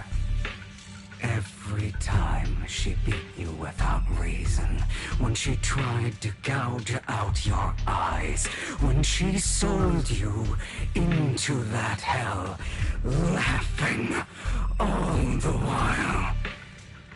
You wanted to be the one to end her life. Why not admit your hatred? As you are, you can hunt her down and make her pay for the living hell of a childhood she made you suffer. Yes, I hate her. I hate her because she was foolish and shallow, greedy and stupid. I hate her because she doesn't deserve to be a mother. She did everything she could to try and get into the Ravenlock family, believing she could live a life of luxury without having to do anything and never realizing she was a pawn, discarded from the very beginning. So she chose to blame me. Blame me for my heterochromia. Blame me for my very existence. But I won't kill her, because I know it won't change anything. She was incapable of loving me, just as she is incapable of loving herself. Have you been brainwashed by that dog? Keeping up the act of being some magnanimous and forgiving fool? Don't compare us. I've simply come to understand love or hate. I make my own choices, and they have nothing to do with anyone else. She sold you to the Ravenlock family for a huge sum of money. She used that money to start a new life without you. While she was indulging herself, you were going through hell in the Ravenlock Manor. Does it not torment you? Do you not feel the hatred? Do you not want to demand answers? Kill her. Only by killing her can you be truly free. For a long time, I thought the same way. But now, well, I want to make a different choice. Stop lying to yourself. You never had a choice. This weak-minded thinking will only lead you to failure. Like before, you'll be nothing but a worm, trampled into the dirt by those so-called elites. Do you still not get it? This is how the world is, and always has been. Hesitate and you'll be the victim. If you don't grab your knife first, you'll end up being on the other end of the blade. If you want to change anything, you must first become the one who makes the rules. Just like that woman. The only reason she could treat us that way was because we were weak. So listen to me. Find that woman, kill her, and prove to this world your strength! It's what she deserves! Why forgive them? They don't deserve it. I'm not forgiving them. Or rather, I don't care about them. They don't even matter, at least not yet. You know, perhaps the person I hate the most, the one I truly cannot forgive, has never been someone else, but rather my weak, powerless past self who could do nothing but hide inside a closet and cry. I hate myself for having neither the strength nor the courage to resist. I hate myself for begging for so-called familial love, even after being treated so terribly. I hate that despite the pain of my wounds, I still hope to receive the carrot and not the stick. And that me is you, correct? So, I forgive you. I forgive myself. You'll regret this, fool. Your pretty words mean nothing. You will ultimately return here to me.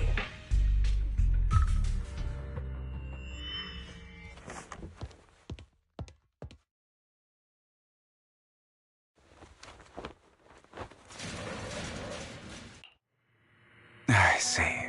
This is still an illusion. I wonder who's going to show up this time.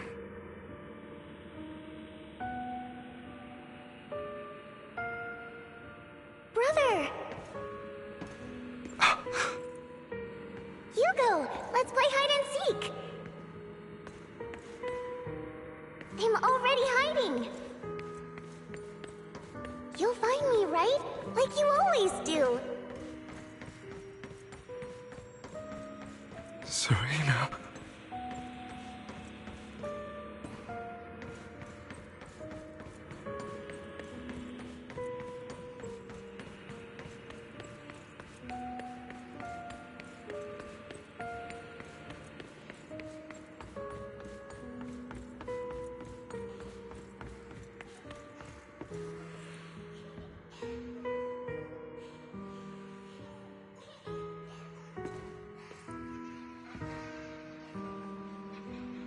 You're looking in the wrong place.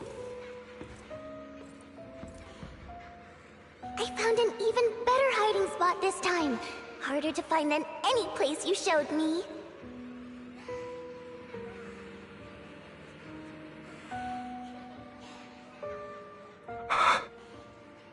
Hey, Hugo.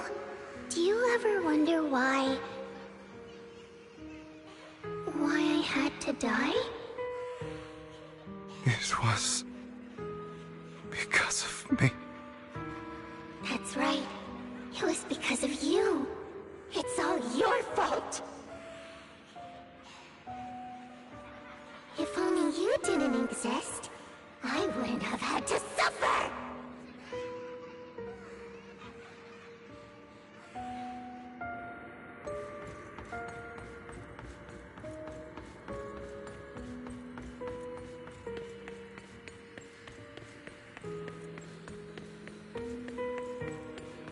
Still looking in the wrong spot. I can't believe you still haven't found me after all this time.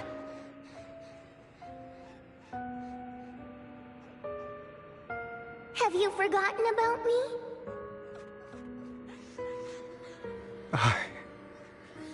I haven't forgotten. It's okay. I'll forgive you. I'll still be nice to you, just like before.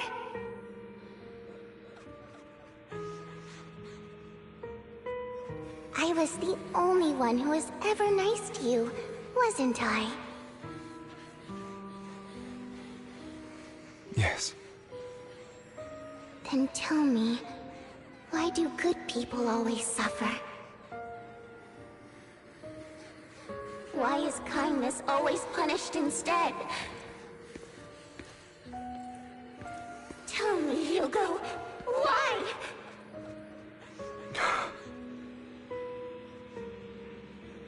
Hugo, are you lost? Go back the way you came. I left you a surprise there.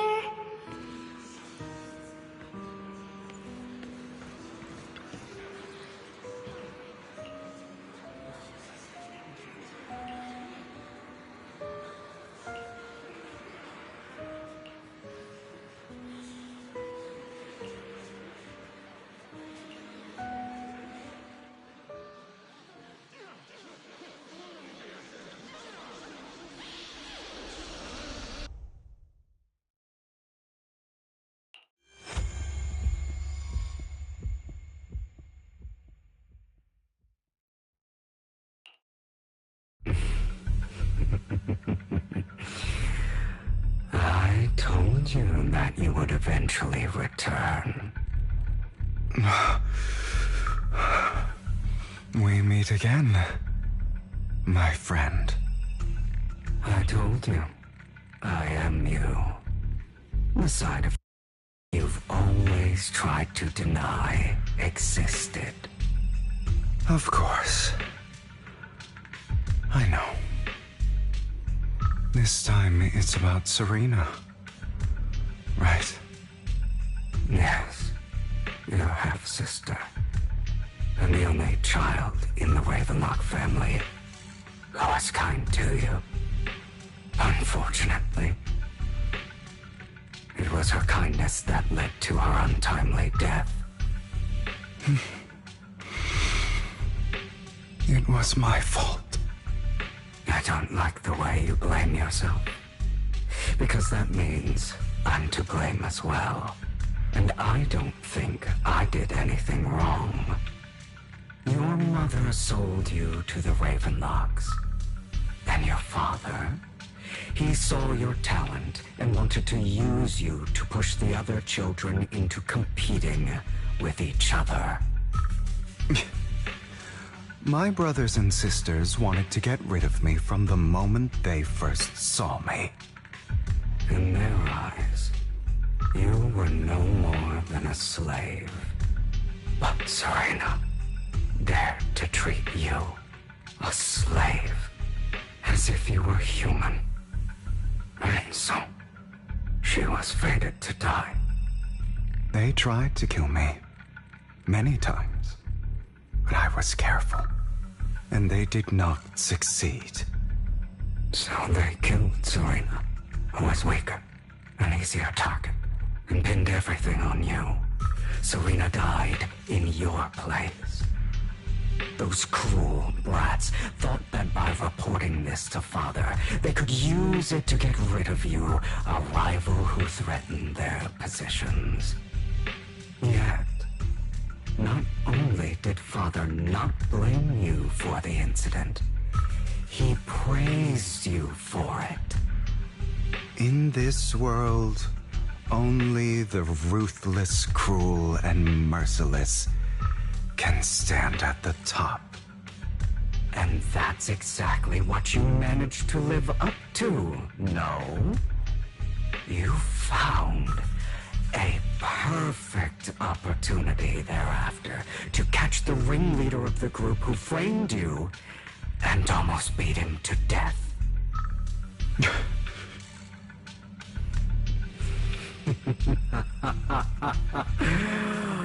Oh, you should have seen the expression on your face back then. Oh, crazed and manic with utmost delight. I don't remember that. Here you go again, trying to deny your desires.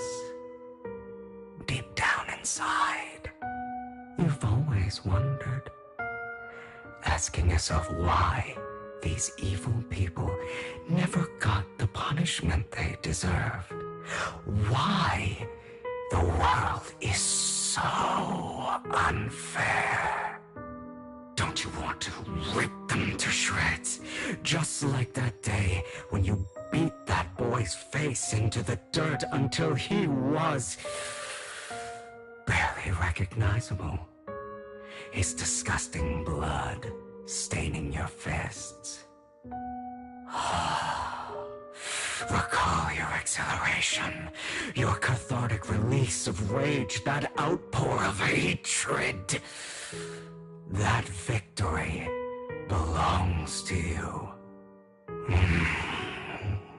You deserve it. Those brothers and sisters of mine are all dead. I cannot take revenge against the long deceased. They died by Hartman's hand, dying in the power struggle to become the Ravenlock family's heir, rather than by our scythe. Boring. Boring. I find it hilariously ironic. Children who would murder their own kin for scraps of power dead at the hand of their uncle who followed their example. Is that not karma? Power struggles pitting kin against each other, betrayal, suspicion, and hatred between people of the same blood. It's like a curse written into the Ravenlock family's genes. Laughably stupid. Don't forget, my dear, that the same blood flows through your veins.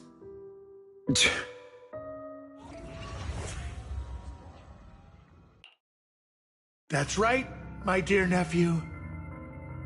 No matter how much you deny it, the blood of the Ravenlock family flows through your veins. Survival of the fittest. Only the strongest deserve to live. Only the strongest deserve to rule. This is the path of success that has led the Ravenlock family to victory countless times. A blessing and a curse etched into your flesh and blood. As long as you live, you'll never escape the mark of family. You are destined to one day become someone like me, like your father.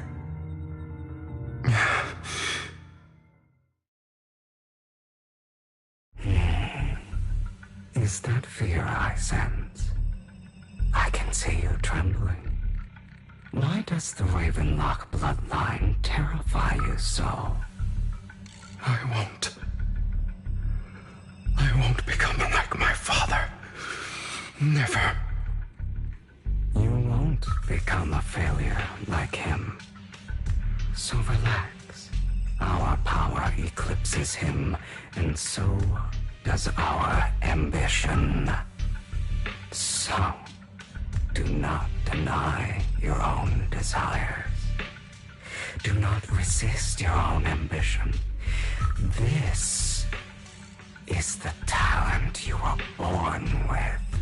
The best gift fate has ever given you. Admit it. Deep within your heart lies a spark, yearning to ignite a raging inferno that will burn everything down. And I am that spark.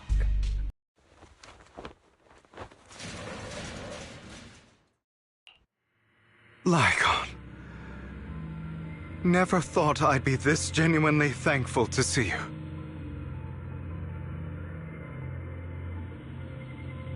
Seeing you means this never-ending nightmare is finally over, right?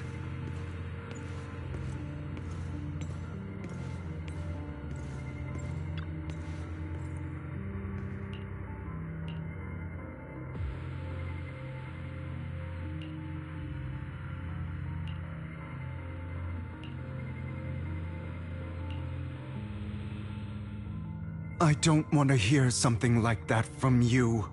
You have no idea what that man, my father, is really like. A person who stops at nothing for their own interests and ambitions. Just like what you're doing right now. And what do you think I'm doing this for? All of this was part of your plan. You knew where the Ravenlock family was going to be, so you set Mockingbird's target there. To seek revenge, you plotted to assassinate your own father, but he was too vigilant, and you failed. After almost being assassinated, your father was furious and locked everyone in the hall, but was unable to find the assassin. And what a coincidence that a hollow disaster just occurred in the vicinity. So he used it to eliminate all the unfamiliar faces there, turning them into victims of the hollow, an easy feat for the Ravenlock family. So, the one who killed innocents was my father, not me. You knew what choice an extremist like him would make, and you used the chaos to once again attempt an assassination. This time you succeeded. You killed your own father at the cost of innocent lives. Admit it, Hugo. You don't care about anyone else. The only thing you care about is your revenge. How is that any different from your father? Enough. I'm tired. I may hate him for betraying me, but he wouldn't say something like that. What? You aren't Lycon. You're the other me, hidden deep within my heart.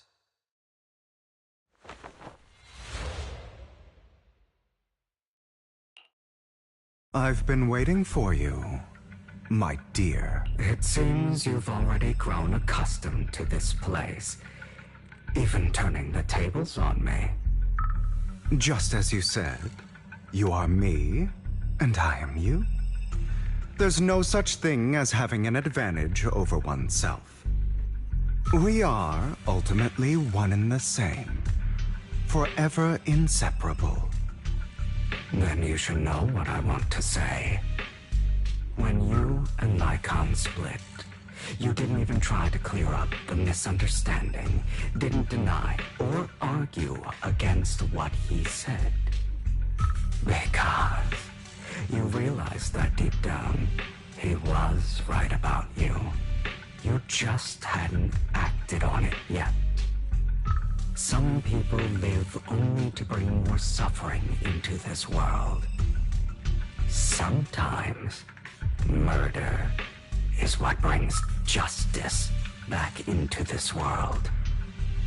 For that, I must stain these hands in blood. That's right. Just like what you said before you faked your death. Were those words really just an act? To slay the dragon, you must first become one with sharp claws, rending fangs, and strength enough to destroy anything. You know the truth better than anyone. If you hadn't hesitated, and instead seized the first opportunity to kill your father, none of what followed would have happened. Innocent civilians wouldn't have died. Your partner wouldn't have lost an eye and both legs trying to save people. And Mockingbird would have never gotten to that point. You can save more people. Save good people. Save more lives than the evil ones you take. I've spent countless hours in regret over that incident. So why not submit to your true nature? You want to be the judge, jury, and executioner of this world. And you can. I wasn't responsible for Father's death. The true mastermind is my uncle, Hartman. His schemes to kill the head of the family were all so he could take control. Mockingbird was simply unlucky enough to get caught up in it. So, for a behemoth like the Ravenlock family, with its roots so deep, a single person's death, regardless of who that person is, wouldn't change anything. Of course, whether it's Tops, the Mayflower family, or even the entire world, it's actually all the same. I refuse to be dragged down by pointless hatred any longer. You foolish, stubborn idiot. Do you understand the power of hatred? Have we not come this far precisely because of it? Or are you going to follow Lycon and Jack's twisted logic? Come on. You don't actually trust anyone? Otherwise, why would you hide this whole scheme of faking your death from them?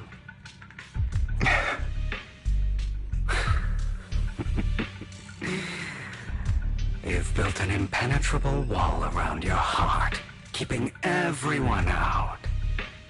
Of course you are right to do so. No one in this world can be trusted. Always. All you'll receive is hatred from your own blood and no love. Suspicion from your companions, and betrayal that comes all too easily. But the most ridiculous thing is that you want them to trust you. You stay silent and long for them to notice your suffering. You yearn for your companion's understanding and trust. Idiot. That's why you are incapable of exploiting them for your own ends. You care about their safety even more than your own.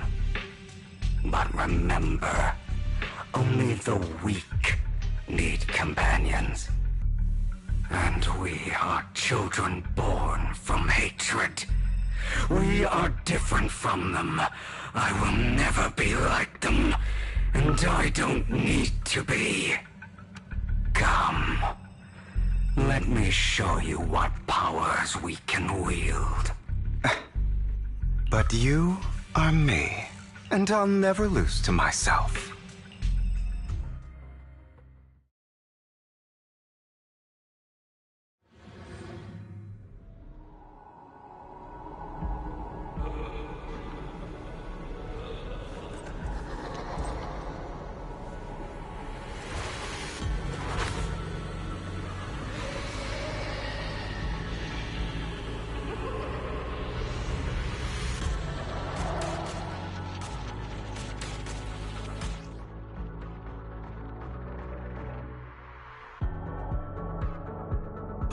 Think about all the injustice you've suffered. If you choose to forgive, you're betraying yourself. You know that. Letting you consume me would be the real betrayal to myself. I have you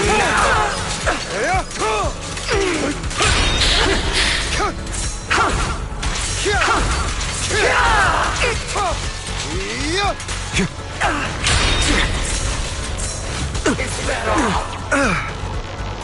Beg for mercy!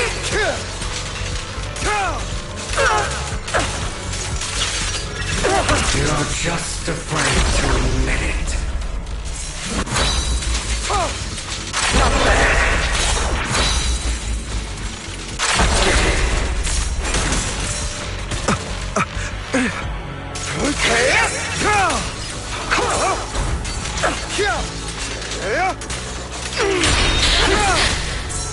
Out of my way. Trying to run, are we?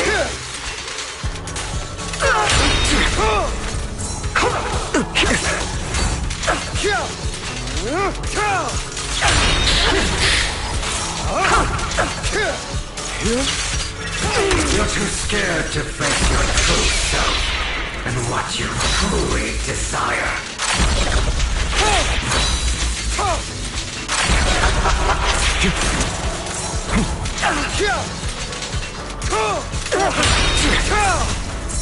Is that all?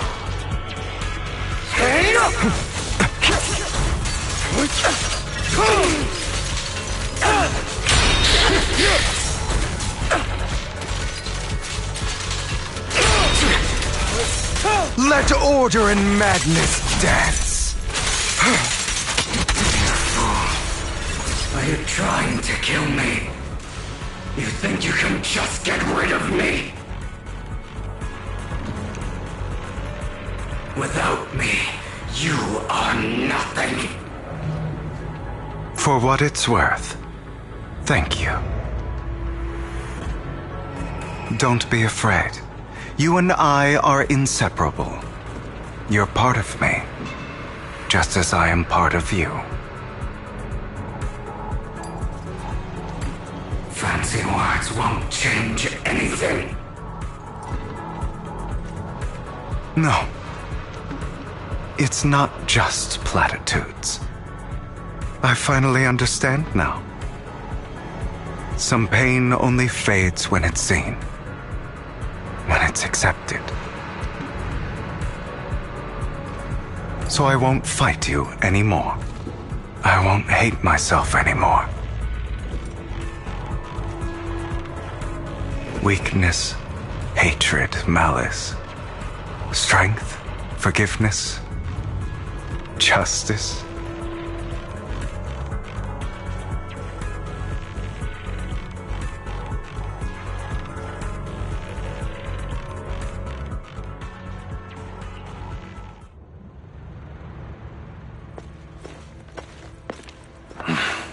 Hugo, it's time.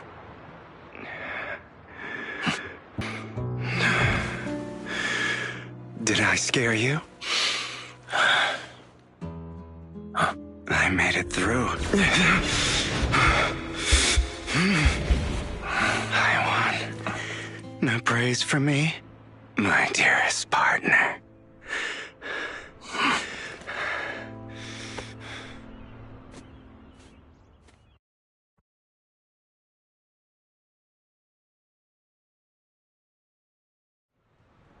This is just like what I saw in my dream.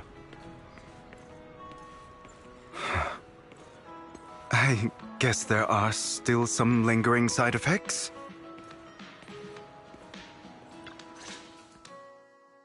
Ah, my former partner.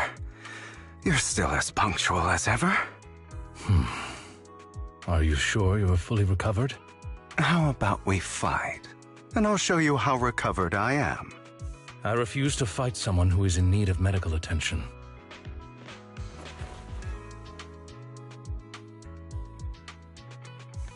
How thoughtful. I'm touched. Or perhaps is this simply part of Victoria Housekeeping's professional care? I'd rather you not starve to death.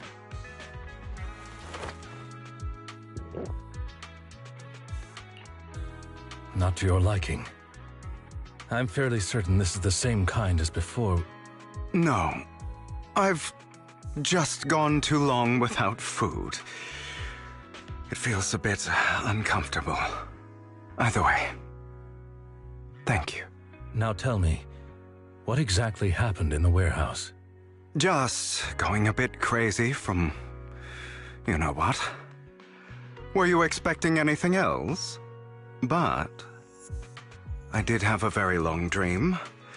A dream about many things from the past. If I had to put it into words, it would be like giving myself psychological therapy. You seem like you could benefit from some too. How about it? Want to book a session with me? Trust me, I'm a pro. Seems you really have recovered. Well, of course. I'm feeling pretty great right now. Like I could argue with you all day on every petty detail of who exactly was in the wrong back then. I wanted to ask, what you said about Mockingbird before, When you faked your death, was that part of the act?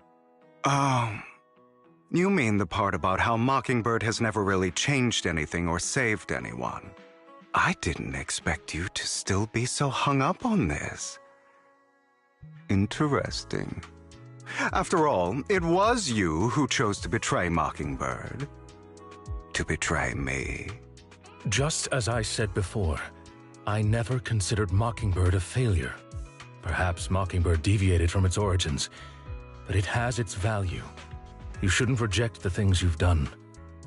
Or Mockingbird. I have contemplated this before. Yes. Mockingbird has helped some people and has genuinely managed to cause trouble. For those who abuse their positions of power for evil. Yet those in high positions still possess immense resources, and the people we helped remain destitute and suffering, willing to become slaves to those in power for scraps. But just as you said, even if what we did was childishly idealistic and flawed, as little as we actually achieved, even the slightest change is by no means meaningless. Nothing holds more value to me than Mockingbird. All right, let's catch up later. I still have things to do and need to wrap up my plan. I thought you would rest up first.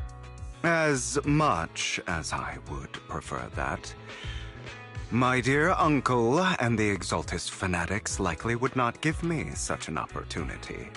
If all has gone to plan, the fish will have taken the bait already. And if everything goes very well, I'll soon have solid evidence of the Ravenlock family's crimes. Well then, thank you for your assistance, former partner. Let's part ways here. I'll go with you. Lycon, surely you don't think that because I just recovered, I'm too weak to deal with those useless fools. Hartman's actions will disturb the safety of New Eridu. As I serve the mayor, I should intervene. Very well, whatever. Let's go. And don't slow me down.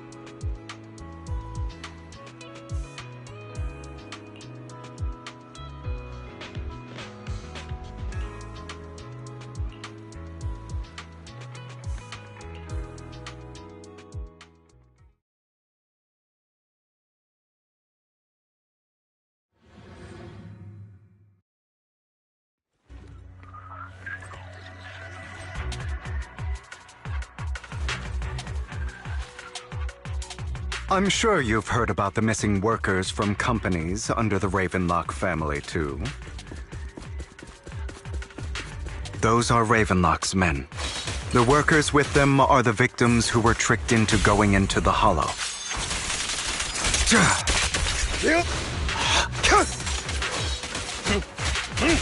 Evade, now! Come on, let's get them out of here.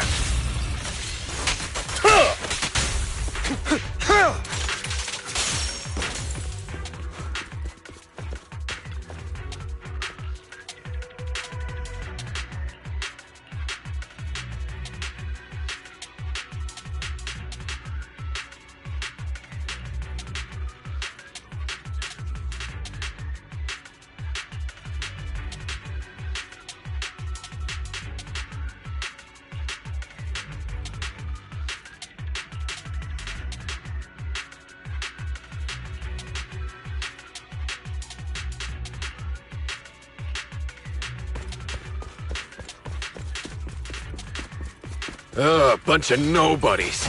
Annoying as hell. Kill them! You're welcome to try.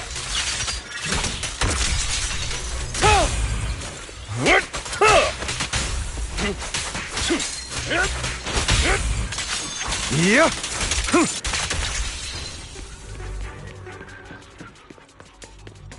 More workers here.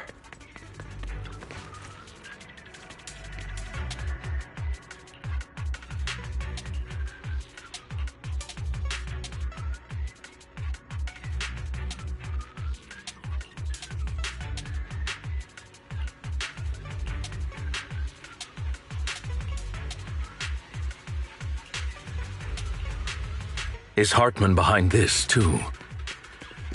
I'm not opposed to working with you. Of course.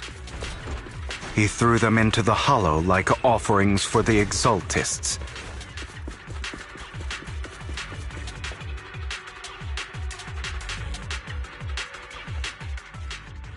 There's more over there.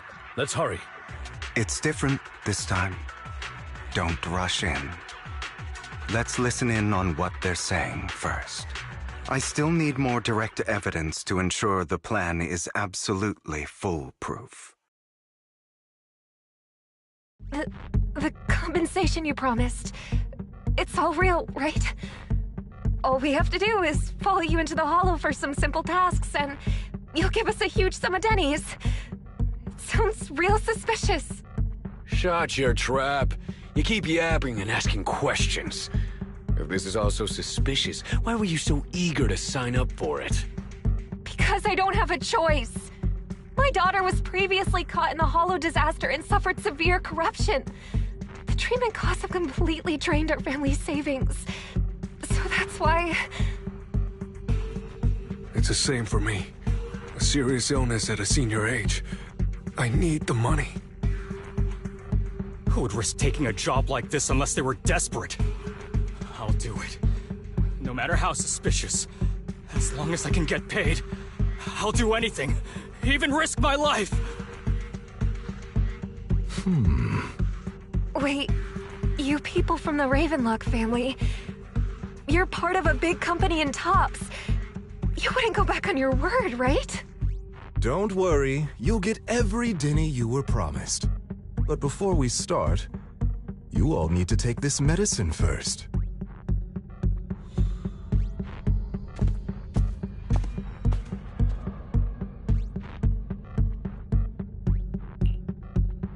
Bro, should we really be doing this already? These workers keep talking. We're wasting time like this. And the sooner they take it, the sooner it'll be over. Consider it an early release for them. What? You didn't say anything about having to take pills before. Look, this is good stuff, all right? It'll increase your ether